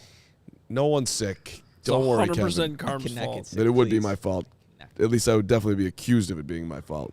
We could just replace Braggs with the brick by brick shirt. Braggs literally is in trouble right now. I don't even know where he went. It's fine. He's in Studio B. Just He's that all. German it up in Studio B. He's doing his spaces. He's on Twitter Spaces right now. All right, let's hammer through some more super chats in the meantime. Oh yeah. While Super Braggs chats. composes himself. He's giving it to me. Here's one that probably doesn't make much sense considering the state of the four of you. Robert Lee, $10. To CHGO, question. Can you guys stay live on air 24 hours a day nonstop for all this week, please? I would appreciate it. Thanks. That's all. Real off-moment question. Where do you think Fields will rank in the top 100 players? Ooh, that's an interesting question I hadn't really thought of. First of all, the first part of your question is... I'll answer the first part. No. Is no, because there's no way my wife would let me. I'll do it. And I would like to hang out with my kids. I have nothing to do. Me and Poppy, we do it. He seriously has. We should have a mic He on has from passed Studio this B over to right me. now. It's not He's good. passed this over to me. This is not good. I'm just glad that, it's not like we need Studio B in an hour and a half or anything. Oh, yeah. Greg's alive. He's Where coming will back. Fields rank in the top 100 players? Okay, here's what's interesting about that. If it came down to, like, Look at him. the media voting, I don't know that he would be top 100. If you made every player in the NFL available right now, where would he be drafted? Okay, but that's a different question. But what I was about to say is that's voted on by players. And we've heard a lot of players say a lot of great things about Justin Fields. So, I don't know. I actually think it's a really In interesting the question. 80s, If you drafted any player in the NFL right now, you put everybody out there, you get them for their whole career. Where do you think he goes right now? It'd be an interesting exercise. Yeah, we need time. I mean, A lot of time. that's the whole point of. Yeah. Yep, that's Kevin just yelled out, "Save it for June." a good point. I'm just to the guy that wants us to be on for 24 hours. That could be a 24-hour topic. We could work through Tune it. in June. Forget it. We don't need everything. He'd be drafted number 1 overall. Friday Justin. night, I would have stayed on for 24 hours easy. You do it any night. I'm just saying when we made the I had the trade for alert the I ready. know. I was ready to go. I know. I would have sat on your lap for at least another 3 minutes. Yeah, we could have got everyone. Set. Another super chat from the Duke, $9.99. When will we get to hear from DJ Moore and see him Tour. Hallis Hall and get his jersey with the number 2 that Santos has to give up or get released? DJ Moore wore number 8 his first few years in the league, didn't he? Yeah. Pretty sure it was 8, and they switched to 2. So 1-2 combo though. you could see him go back to he'll go back to 8. We have some Or jersey maybe the Bears will sign Robbie jersey Gould. complications here with the Bears. All these new signings, 57 That's too. To answer your question, though, you will not see that until at least Wednesday because the trade cannot become official until the new league year on Wednesday at 3:00. Can we go back to Jawan Taylor just for 1 second? Think about where the Chiefs are. They punted on Tyree. They, in essence, had a mini rebuild in the middle of a dynasty. They won the Super Bowl. And now they just signed a left tackle in his prime. The only hole they have on that line really is right tackle. It's going to be tough getting through Kansas City. That's my point here. And the Bears, to get to a point where they can arguably, I would say, overspend on a position of need just to solidify a Super Bowl run would be pretty sweet in about 3 years. That's all. Right? Yeah. No. I think it's a great reminder to constantly bring up, quite frankly, because you're still a year. You're probably still 2 or 3 years away from being anywhere near the position of the Kansas City Chiefs, and that's also going to. But I think the counterpoint is to get there, you're going to have to get Justin Fields closer to that level. Obviously, he's not going to get to that level, but closer to that level, being one of the top quarterbacks in the league, and you got to get him some help. Yep. So you're kind of threading the needle here between let's not overpay, but also we do need dudes. Playmakers. I mean, the Eagles had one of the best defenses in football last year. What was the final score of that Super Bowl? You know? Yeah. Well, I know they scored A lot to a little. 35 because I had a 10-leg parlay that had under 34.5, and that was the one leg I missed. I mean, I know the Chiefs did score a defensive 38-35, touchdown. yeah. They did, yep. But still, you got to put up points in this league if you want to get past Get anywhere, honestly. the arguable GOAT, Patrick Mahomes. Arguable GOAT. Don't give me Arguable that. GOAT is Montana. There's a lot of arguable GOATs. Mahomes is Brady is death the GOAT. is what he is. The rest are and arguable. Mahomes is dead. To everybody. He is. He's Yeah. death for us, man. No, he isn't. He's in the AFC. He's death for Aaron Rodgers if he's stupid enough to go over to the AFC and try to get through that buzzsaw of a conference. How about Aaron Rodgers spending like 2 months? I'm not going to hold anybody hostage. Right. And the free agency started, and he's not made up his mind. Maybe I'll end up being wrong, but I'm just going to keep saying he is retiring. The Packers and the Jets are literally begging him right now to not retire. That's how I see it. Are begging him, please don't do this to us, both teams, because it would hurt the Packers. The Packers are not begging him. Oh, yeah, they're begging him not to retire because if he retires, he hurts them with the salary cap in a big way. So they cannot have that happen. And then the Jets are begging him because they just want him to come play for him. And he's sitting there like, I really like doing Ayazuka and hanging out on the beach. Ayazuka. Ayazuka? That's what I call it. Salary cap, schmallery cap. By the way, your guy, they're literally playing the same interview on GN. the TJ Edwards. And Hoge is staring at it. No, they put a clip on Twitter. Yeah, that's different. But it's the same interview. Yeah, it is the same interview. I said that. Hoge everywhere. Yeah, we should also have a clip of it on Twitter. Somebody made a cool hype film of DJ Moore, and they included Kyle Williams and I did from see our that. show. It was pretty cool. Bears are You back. got me hyped. Congrats, man. You've had a big weekend. No, that was the Kyle moment. Yeah, that because was he awesome. It was more of a Kyle moment because he was like, Kyle moment. Bears are back. And then then the beat dropped. It was like, okay, this Kyle is cool. Williams made the beat drop? He made the beat drop. And then the beat dropped? One of your greatest moments in CHGO history. Get out of here. That was amazing. I'm tired of you. All right, I got more super chats. Let's get it. Let's do it. Josh, $5. He says, Taylor to the Chiefs. Powers to the Broncos. McGlinchey, Powers. How do we feel about Poles letting the Broncos outbid the Bears for 2 key offensive linemen? I mean, I guess we got to see how it plays out, right? And again, McGlinchey getting paid a lot more than I think he's worth, kind of what we've been saying on the show today. But the Bears do need to make moves on the offensive line because guys are going. You can start just Orlando Brown, just get Draymond ready Jones. for April 27, 28, 29. That's looking a whole lot like offensive Dressing. line time. Yep. All right, Drew Black, $5.69. The Braxton story is great, but not trying to upgrade at LT is a mistake. We barely even threw the ball last year. His sample size is relatively small. I don't know, man. Much more important people get paid a lot more money than we do to evaluate these guys and project what they're going to become. He's going to get stronger. He's going to get better. He's got a great work ethic. He had a good start to his career. I wouldn't freak out on Braxton Jones.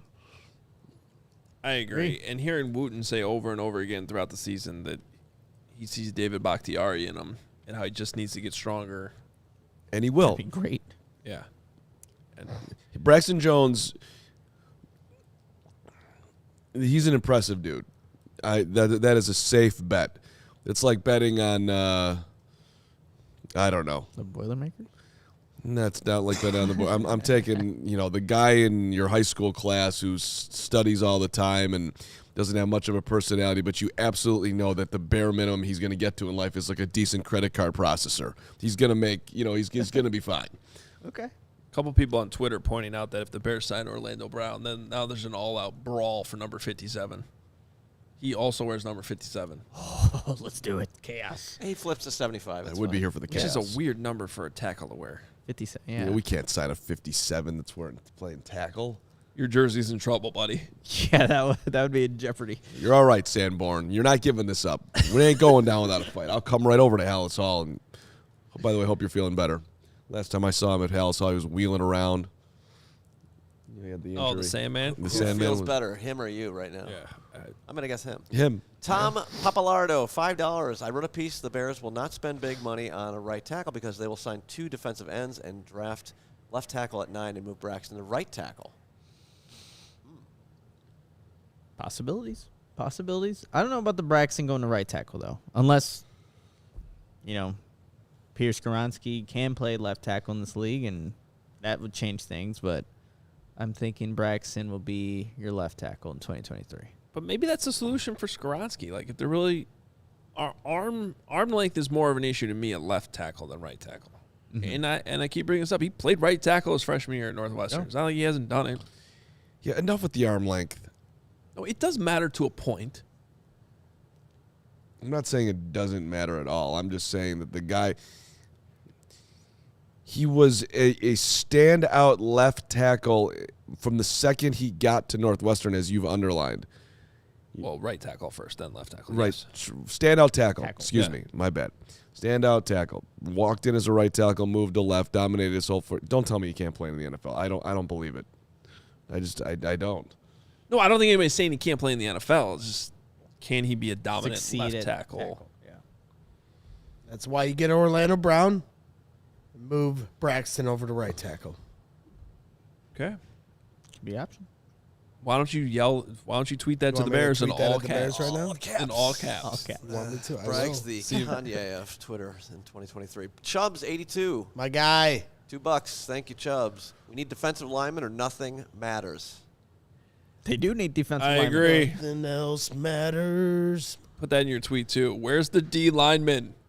Come This is on. going to be a long tweet. I'm going to have to sign up for Twitter Blue. Is that where you Whatever get it's called. the The longer tweet. yes. Stupid long. Which I don't need. I already put too Yeah. many words in my tweets. All right. Sosa Tarantino, $1.99. Is Jalen Carter an option at number 9? Yes. No. Okay. Yes. I'm gonna give I don't think he is. I'm gonna give Mullion Haw credit for something I heard this morning that I hadn't really thought of it this way. But if he falls to 9, doesn't that confirm the character problems? Correct. Because like if he passes the tests over the next month and a half, he's gonna go top 5 still. So if there's enough dirt there, or there's more to this story with the car crash that he falls all the way to 9, isn't that an indication you might want to stay away from him? Yes. No, yeah. Yes. And does he not just feel like somebody the Bears would absolutely stay away from? That that's not what they're trying to do? I mean, you look at their locker room, yeah. It doesn't fit with what they've kind of established in one season. I would be stunned. I really would. Yeah. Then everybody passes on him, and 2 years from now, everybody's like, "Why did we pass on him?" Because he was drag racing, and his friend and another person ended up dead, and he didn't talk about it then, and he tried to get away with it, and then it came out, and there's also a bunch of other stuff around him as well that we don't know all about. I don't think the Bears are doing it. I'm not saying that he should not get a chance with someone. I do think he needs probably some help on some level here, Guidance. but I don't think it's going to be the Bears. Well, this is concerning. From After Hours Luke, $4.99. Thank you. Is it just me, or are you guys terrified of the idea of the Lions getting Carter to pair with Hutchinson? That would be bad. That wouldn't be great. That would not be great because Hutchinson did work last season against Braxton Jones and others. Well, I heard that the Lions were going hard after Jalen Ramsey, the trade that just went down with Miami, correct? Mm-hmm. And that the Lions were in on that. So maybe they're looking at secondary in the draft. Would you all have been excited about a Ramsey trade? I mean, they gave up a tight end who hasn't played at all. They didn't really give up much. A 3rd-round pick and a tight end, right? Yeah. Yeah. I love it. But I also feel like Miami made the most sense for Jalen Ramsey because Jalen Ramsey wanted to be in Miami. Mm-hmm. And it's one of those things where, like, I think you got to put him in a spot where he's happy. He wants to play, yeah. I don't know. The way he decked Tyreek Hill, though, at that The flag football game, though, they might have some beef there. Training camp. I think he worked that out. You want me to just break fake breaking news just to keep, No. just to spice it up? Here No, at the but end? when I give you real news, like the Lions signed Cam Sutton a half hour ago to address the secondary needs, maybe take that into account. He was All right, I'll coughing. try. He was coughing. No, I'm just messing with you. Yeah, but they did sign Cam Sutton. That doesn't mean they can't still target secondary in the draft. Sure. So, but I didn't think about Jalen Carter and the Lions. They are. Yikes. They got all the picks.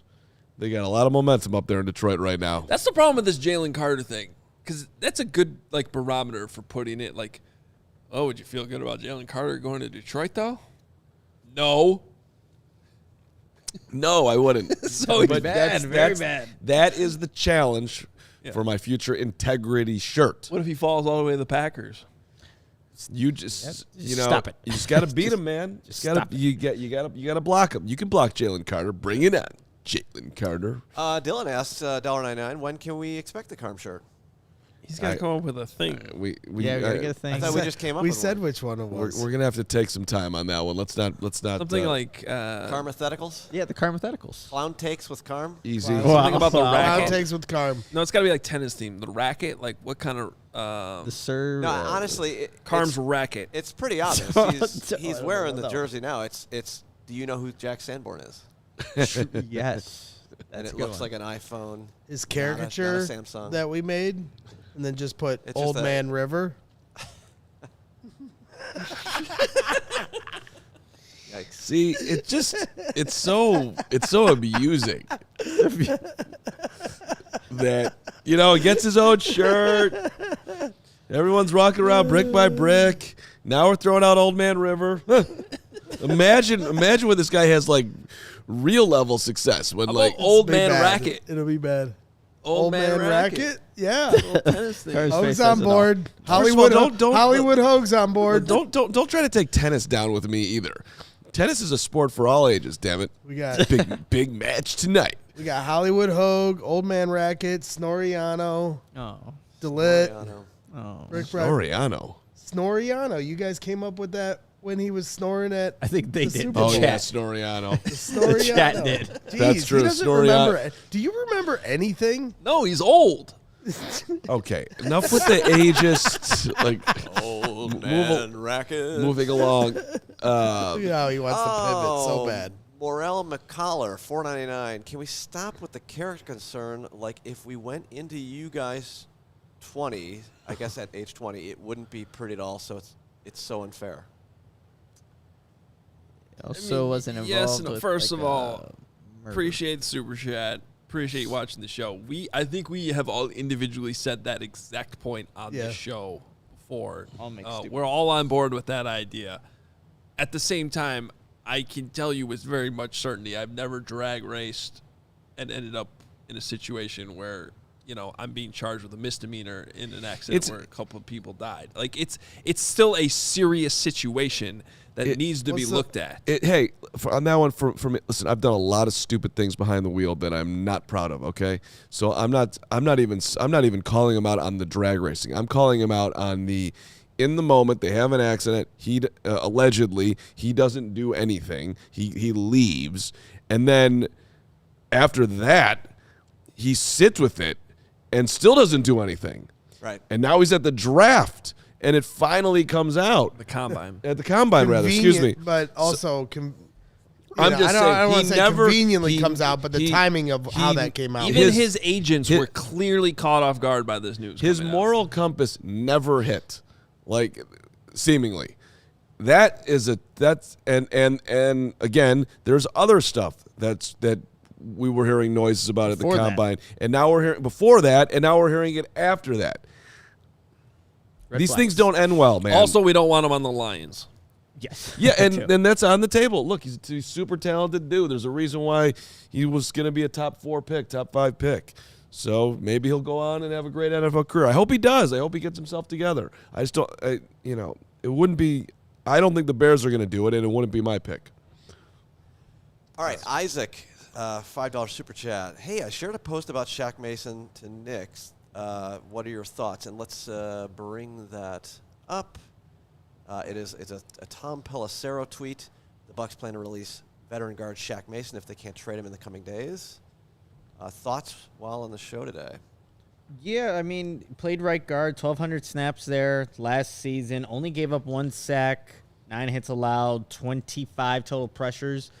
But if you're bringing in Shaq Mason, what does that do for Tevin Jenkins, who played obviously right guard for the Bears, had the transition from tackle to guard, did a pretty good job. So it is an offensive lineman, someone to consider, but I'm wondering how that fits with Tevin Jenkins slot at that position right now. I like where the thought process is at in that, look, if you feel like you have to overpay for a tackle, maybe you address the interior and go get creative doing it that way. Just follow the polls. Listen to what he says, because he's being pretty transparent. they are not looking to overspend right now. This is a multi-year process. Sustainability is a big thing that he wants he wants to stay at the top for as long as he can. You're spending over on free agents, spending too much on them. That's not how you do it. So, I mean, might be giving him a little too much benefit of all doubts right now, but why not? You're off to a great start, Ryan Poles. What's going on over there, Gregory? I'm just refreshing Twitter right a million times. I can't imagine how many more times I'm going to do this for the rest of the day. I just want them to sign a player. Well, let's rewind back to the Javon Hargrave, which we didn't go deep into. Is anybody on this set upset that they didn't spend the Hargrave money? What was it, $80 million? Forget exactly how much guaranteed. Big time dough for a 30-year-old game wrecker who they absolutely need, but we're not.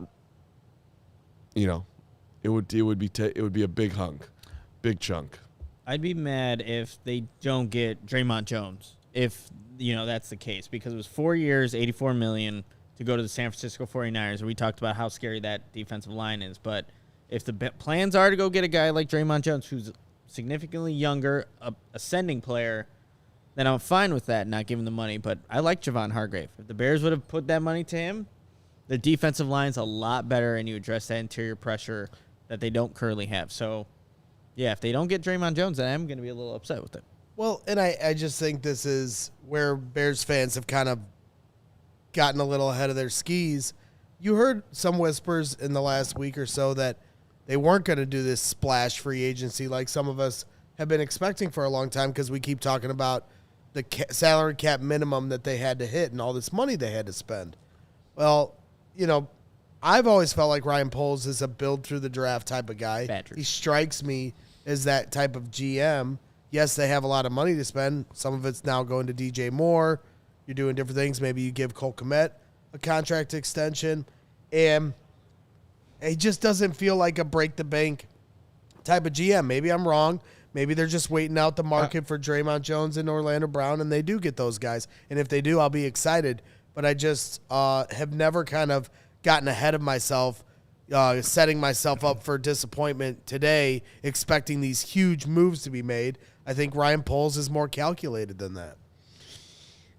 He might. The only thing that I want to push back on what you just said is the break the bank part. I think at some point he will be. I just don't think he's of that mindset right now. Careful. By the way, Jack Sanborn retweeting the Bears signing of T.J. Edwards with 3 Badgers. Mm-hmm. So 3 Badgers, 3 linebackers, 3 Sanborns, 3 Sand Gods. But no, you're right. Over my T. But you're right, though, Carm. I tried to tell you.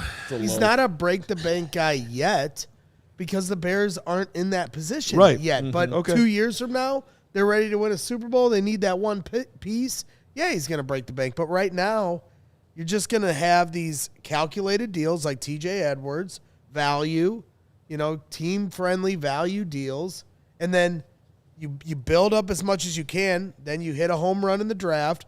And then after the draft, if you've built yourself a solid team that's exciting with Justin Fields as the centerpiece, you can convince some of these one-year deal guys to come to the Bears, where last year they may not have wanted to come here because it was, it was desolate. So now you have an advantage where you can go like, hey, we'll sign you to a one-year deal. We got this money.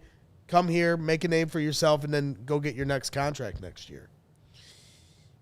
I did enjoy that. For a transcript of that particular part of Braggs' rant, email me at carm.carm@carm.com. Right after you go to carmstenniscamp.com. After you go to Carm's Tennis Camp. I enjoyed, what I enjoyed over the weekend? I enjoyed Justin Fields celebrating having DJ Moore, having a wide receiver to throw to. That warmed the cockles of the heart, if you will. Thank you very much. Cockles, Dennis Leary. Yes. And he had some cockies to celebrate it. All right, we got some super chats. I got to get you guys rolling here. We're coming up on 2 it. hours in here, so. Tyler Vaughn, $9.99. I don't know if it's overpaying or just the current O-line market cost. Even with the new signings, we have more than $20 million, about $20 million more than the next team. Spend the $20 million, maybe buy Fields an extra 2 seconds. In polls, we trust. Good point. Got to spend this money. That's part of the DJ Moore brilliance, by the way. Keep going. Okay, can I say this? It's not necessarily breaking news, but it could be. Trey Wingo, Our guy. real account, Friend of the show. hearing Aaron Rodgers to the Jets is done. History about to repeat itself between New York and Green Bay. Time is indeed a flat circle. So the Mike White breaking news was relevant. Take that, Kaplan. What? Mike White was leaving the Jets no matter what. No, it's a domino. They don't get it, Lawrence. Or let's not. Regardless, the Rodgers news. Forget the Mike White thing. It was a joke. Let's stick with Rodgers. Rodgers. I want to Yeah, break down because the we Mike were about White. to end the show, and now Aaron Rodgers might be out of the division. And that could make me It is celebrate for 2 fascinating hours. though that we'll see if this is real or not because I just said it, so we can't be trusted. yeah, it kind of makes me feel like it's not happening now. Because I said it. No, but I was gonna go with you on your retirement theory because part of me was like, is he really gonna go down the same road as Brett Favre? Right. Like this is his opportunity to like get all the way to the finish line and be like, no, I'm good. I'm not gonna make that same mistake. I'm retiring. I'm saying no to you, New York. I really I'm felt- Aaron Dan Rodgers. I I'm felt out. strongly about it. I think he's crazy to go to the Jets. I don't see how he thinks in any way, shape, or form this is going to help his legacy. He is not winning a Super Bowl with the Jets. He is not winning a Super Bowl He's not with gonna, the Jets. He's not going to think that way. He's absolutely pissed at Green Bay, and he wants to prove something, and he wants his $50 million. None of it surprises me. I would have been stunned if he'd retired, and I'm also stunned by Trey Wingo. This is not your role. Since Wingo's the dude that's got this. I mean, I appreciate him being on the show with us at the Super Bowl. It was a great conversation and respect to his career, but this is not his game. Wingdings. Wingo's been around, man. Wingo is winged. There's no doubt. He's been winging. But this is not his game. Since when is Wingo Tommy like Shefty? Wingy. Who did Wingo get it from? I mean, this should have been a McAfee. True. Yeah. If anybody. Wingo? Well, there hasn't been anything. All right, After moving on. Cornelius Pryor, $9.99. I'm getting got the Hoge sense. in a great wing. I think I'm getting the sense that Adam Hoge doesn't think losing David Montgomery isn't that big of a deal. If we lose Monty, I wouldn't mind replacing him with Bijan Robinson. I agree with Braggs about Bijan. Hold on one second. I'm going to throw in Jeff Orand, who also threw $5. Can you please play his tape on Bijan? And just think about pairing this guy with Justin Fields at number 9. So that's sort of a two-part. So I'll let you address the Monty thing, and then we'll get to Bijan. Okay. I mean, I don't think losing David Montgomery is an enormous deal because there are options in the draft, and it doesn't even need to be Bijan Robinson, who I agree. I love him. I think he's a great player. I think you add him to the Bears offense, you're talking about, one of those dynamic weapons that they've been lacking. I also think there's guys later in the draft you can get that could also accomplish what you – I just don't know that it's running back that's putting you over the top. As much as it's just a quarterback getting the ball to the right players at the right time. So if you can get like a Tajay Spears in the second round or the third round, I don't know where he's going to go, I'd probably still side towards doing that than not wasting the number 9. I don't want to say wasting the number 9, but how do you think the Giants feel in retrospect about drafting Saquon Barkley? He's a nice asset, but you probably would want something else, right? Like a big-time receiver. I don't know. It could be edge rusher. Who knows? He got hurt. I mean, that's why I think number 9 for Bijan, even though he's a fantastic player, how much does that move the needle for the Bears off? I don't know. They have so many holes on this roster. If They you would can score 50 points a game, Nick. I don't know. They still need a line to block for him. I'll block. Do it for free. There you go. Doing things for free. You deserve. And I'll do it for free. there we go. Look, I like running backs. I like skilled players. I like watching people do really cool things on the football field. Bijan Robinson can do all of that, but there's no way the Bears are picking him at 9. No chance. I'd be stunned on that one too. Yeah, I don't see That's not a late move round for a running team. back. They'll do. I can late see round that. It doesn't because Poles talks about positional value, and running back is not that. You can get running backs anywhere, even undrafted, and they can be, impact players. I mean, you can get guys after undrafted that can get 120-yard carry in a season. He had one. He just didn't have a 30-yard carry this past Adam year. not even paying attention to my little David jokes. I'm looking at TJ Edwards' contract. Sorry. There's a lot of things happening here. I do. Do you have more? I know we have more. Oh, I got more. I'd like to go through some of the names that are still available here in free agency and kind of reset the board too. Let's do that. So let's do one more super chat here from Jeff since it's already on the screen. Oh, no, that's the one. We that just did got, that one. Yeah. Okay. Okay. Apologies. Go for All it. right. All right. Here's where we go. Free agency board. Guys that are still available. Jesse Bates, safety. Don't necessarily think the Bears are in on him, but he is available. Levante David, probably not necessary for the Bears now. 33 years old. They signed TJ Edwards already today. Going down the list, Jamel Dean, the corner from the Bucks. Jacoby Myers, wide receiver, has not signed anywhere. Orlando Brown has not signed. Marcus Davenport's a name I brought up earlier. If you want to look at a defensive end in a light market. Saints are all a huge mess. That wouldn't be bad. Go ahead. Well, and one thing I wanted to bring up too. I'm going to say I have two thoughts on some teams out in the AFC West, the things that they've done today that I want to comment on. Jadeveon Clowney. Yep. Name. And then Draymond Jones, obviously, the big one that we've talked a lot about. Now, one thing I want to say about Draymond Jones, he is from Cleveland. The Browns are apparently on him. I think that's a potential thing to watch. As I always say, I think at the end of the day, the best deal. The most money probably gets it done. But if you got two deals that are pretty close, that could be something that factors into the situation. His hometown Cleveland Browns. Yeah, I hated seeing the Cleveland Browns rumors pop up there, and he is from there, and he went to Ohio State, and he's supposedly interested in going there. You're going to have to overpay for him. At some point, they're going to have to get the 3-tech. Do they trust that they can get it in the draft, especially the fact they've traded down right now? The answer to that is no, clearly. So if there is going to be an overpay, it would make sense for me that it would be that position, particularly for a guy like Draymond who's in his prime. So I could see the Bears doing it. I think I said Friday. I think it's okay for the Bears to do one of these overpays at one position. And you look at the positions in need, the age of the player, is he ascending, still in his career? It checks all the boxes for me on Jones. So, again, I'm okay with it. I think you can make the same argument for Orlando Brown, too. Well, that's true. You can. Shout out to Joakim Noah. I never heard anybody say I'm going to Cleveland on vacation. Do you think he really wants to go back there? Come on.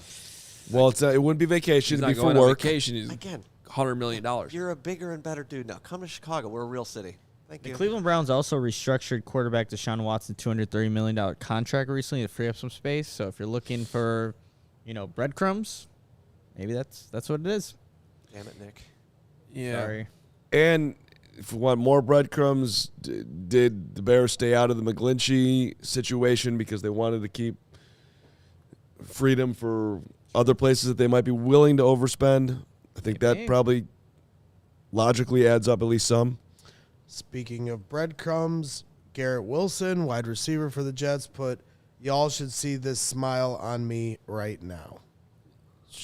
Now, is he just reacting to the Wingo trade, or did he tweet that before Wingo? Or the Wingo tweet, I mean. Wingo tweeted again saying that he doesn't think the Jets know that he's coming. Only apparently Wingo knows. Wingo was Wingo in the dark room with Rodgers.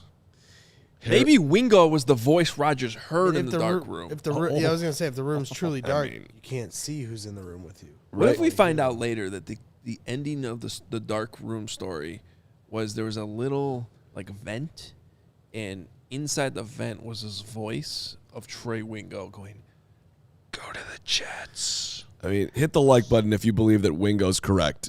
And that's Like button for Wingo. That wouldn't even be the weirdest part of the story. Who buys into Wingo?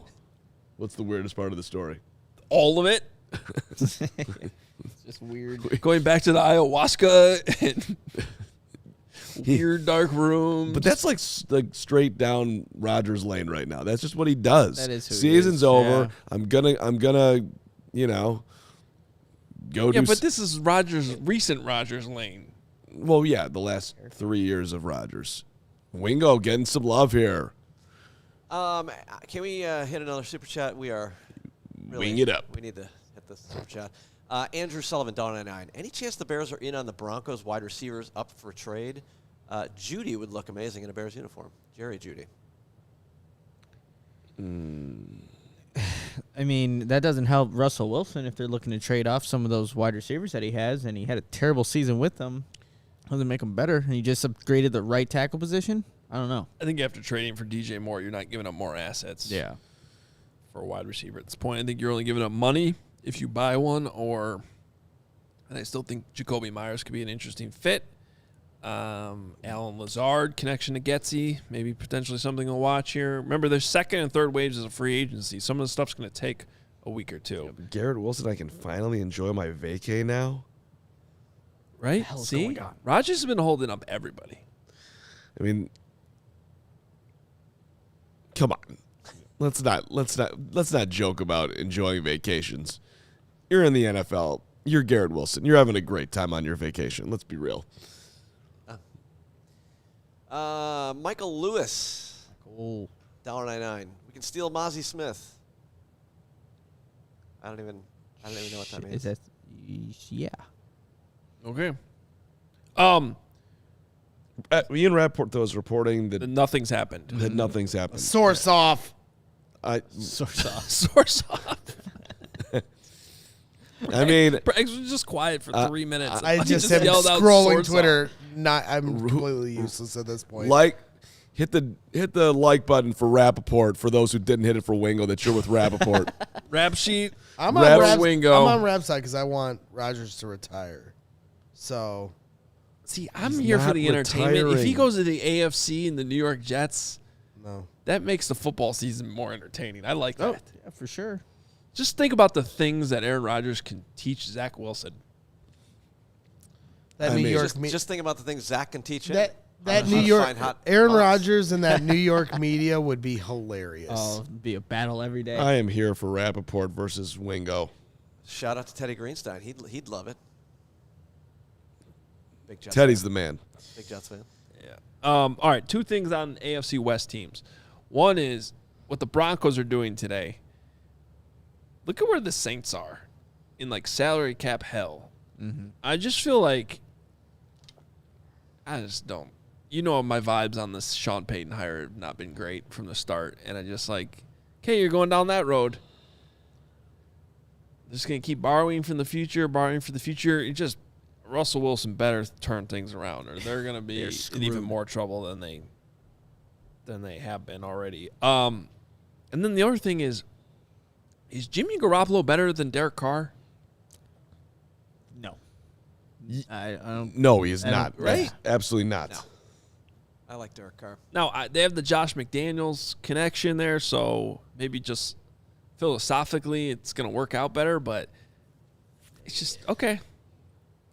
Again, maybe a little, it tells me that they're still going to draft a quarterback. Mm-hmm. I think. I just put it on Twitter, by the way. Who do you got, Rap Sheet or Wingo? I just voted Just to Rap amuse Sheet. myself.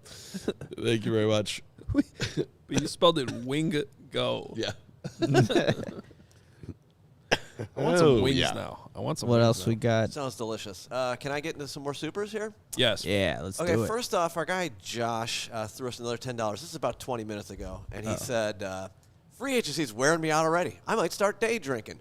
Who wins a 100-yard potato sack race on opening day of training camp? Braggs, Carm, Spice Adams, or Fields? I'm not going against Justin Fields here. I Even don't if think the it's- Bears are putting Fields in a potato Yes, sack. exactly. That's the correct answer. So it's I the would other win. three. Yeah. So who is going to win? I would win. I'm going to go with Spice. I'm going Spice. Spice athletic. Dude is still incredibly athletic. Yeah. professional athlete, Spice I'll Adams. I'll take him out. After I saw Spice's jump shot, I'm not picking him for anything. That's the most hideous thing I've ever seen on any athletic court. Yeah, it's bad. It's Did you bad. see that thing? That thing's not good. The thing he does is a bit? No, that's him. No, that's him. I mean, Is I that his have no real idea. jump shot? I mean, I have no idea. he does the creamy bigums or whatever. Yeah. Yeah, that seems like a bit. I'm pretty sure it's just a bit. Really? The guy has his own Twitter account. Yeah. He does a podcast with Shaq. Josh Yeah. has checked back in another $10. I don't know if he started drinking or not since that previous one, but he says Draymond Jones and Orlando Brown Jr. wouldn't be overpaid. They'd be quality cornerstone signings. The Bears have to address the lines. They can't expect to fix both lines with one pick in the top 50. No, agreed. They need to address the lines, and Draymond Jones especially would be a very nice pickup for the Bears. They can make that happen. Young ascending player. Just don't forget though that this is not a 1-year thing or even a 2-year thing. Like, I think polls are showing you that he has the long term. Yep. He's playing the long game. What?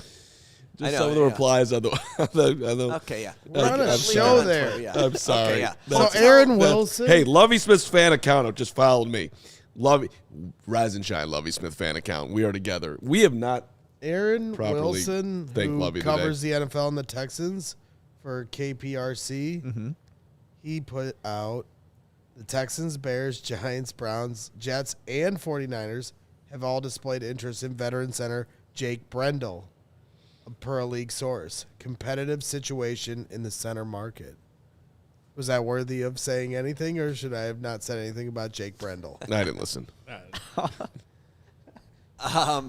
at the Jake Brendel. Hotel Whiskey checking in from New Zealand, I believe. That's $5 New The Zealand. look at him, the look of disgust that Adam gave me when I said that tweet. I think the show's getting better in the third hour. Can we do another? No. Can we do a third hour? Poles and Flus Hit the said- like button if you want to stay on for another hour. Lawrence is gonna lose his mind. Poles and Flus said O&D line and cornerback We have are nowhere a to go. priority. Yes, they are. Whole whiskey. Address them. And Eli Sherman, $4.99. Bears have been making splashes in free agency for a decade. How's that worked out? Let's be like Poles and have some patience. I agree, Eli. Patience. Who's on their phone more at dinner when Poles and Flus go to dinner? Braggs. It's definitely Poles, right? That's yeah. Flus doesn't even bring his phone Braggs, to if dinner. you would like to rejoin the show at any point. I'm that'd be here. I just broke news and you gave me a look. Answer my question. I can't help it. This is what it's about. This is what free agency is about, is this. To find out what's next.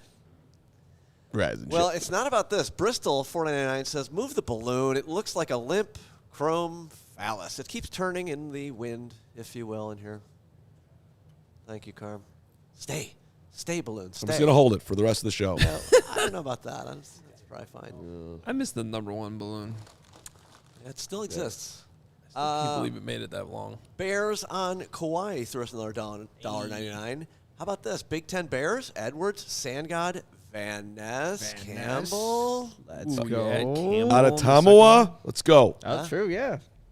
Come on. Could be our 3 tech. Let's go off the board, Poles. Just Plus Van Ness would be another local guy too. Just only draft Local guys. Illinois high school football players. No. Florida, Georgia. Come on, let's go. Yeah, Texas, Don't maybe? sleep on Illinois California. high school football. SEC sucks. Big Ten. The Duke for $4.99. Nick, as the guy between the coughing guys, you are screwed. Buy some leeches to drain the infected humors. Just keep my shack on Duke Island clean. I'm coming. If I get sick, you guys, I swear. I mean, it's not like you're going to Kauai right now, so you can get sick. It's fine. No, there's free agency. Get it out of the way. That's true. The Duke also $9.99. He says also, when does the Hard Knocks decision get made? I find it hard to believe the Bears won't be selected with how exciting they are becoming. Good question. Sometimes that comes down at the owners' meetings, which is 2 weeks away. And they don't want to do it. But maybe they'll be forced to. Maybe finally. Kevin Warren changes. Be entertaining. Could be a Kevin Warren change. Yeah. Kevin Warren change. They certainly have been trying to put out more on this 1920 Football drive. football drive thing. So Adam Schefter on ESPN just said the Jets are cautiously optimistic regarding Aaron Rodgers, but reiterates nothing has happened yet. So you're watching ESPN now? How you doing? I mean, what is going on right now? Wingo versus Schefter and I like it. Rap Sheet. That's big guys, big boys. But none are greater than Braggs. no. All right. Did we get through all the super chats? Dylan, $1.99. Can Carm do the QB1 song at the end of the show? I don't know if we want to hear his terrible voice today doing that song. I don't even remember the QB1 song. Yeah, let's maybe. Oh, yeah, QB1, my QB1, QB1, hallelujah. QB1, my QB1, Aren't you glad? hallelujah. I could be breaking news right now, but we got to listen to this. Lazy Lasers, $5. QB1, my He's QB1. got a rumor. Free agent linebacker Bobby Okereke expected to sign with the Bears tomorrow. Thoughts? Sure. Let's bring him on. He just signed TJ Edwards. They don't think one of those guys can play the will. All right. Makes sense. Jake Brendel and Okereke tomorrow. Bears. Tonight. Maybe tonight. Bears after dark. After dark, 6:30. We're going that's at the least thing. 2 hours tonight. I'm not joining that show after this. Yes, you are. When we it's signed all hands on Draymond deck, I buddy. will tell you this, and though. Orlando Brown. I will at least be very late. Or I won't be on at 6:30. There's a big draft happening tonight. Big draft. Big draft. Baseball? Draft. Apparently, that's how you decide local community baseball teams these days. I'm not. Little League? Yeah. Are you skipper? I'm, yeah. I mean, I'm one of the coaches. Yeah. Third base coach? First base coach? Look at that shirt. It's not like Brick that. by brick. What do you mean it's not like that? You have 2 coaches on every team. All of the above. But you're an assistant. You're not a head coach. Yes, one, I Greg? used to be a head coach, and then I said What? I got too You much already stuff bought one going yet? on. Yeah, I'm buying 10. Can I get in there as a third assistant? Right We now. do No, need you coaches. can't, Carm. You could have your whole team. I'm buying my brick by brick shirt right now. Are we having 4 conversations or 3? We're out of here. We are? Yes, Thank we you. are. Nothing's happening except Braggs reading things off his phone. He put the shirt up on the screen. You guys are talking about baseball. No. Thank you again to CHGO and All City for the shirt. I am very humbled by it. Lovey. Lovey. Lovey. We'll see you Lovey. at 6:30. Brick.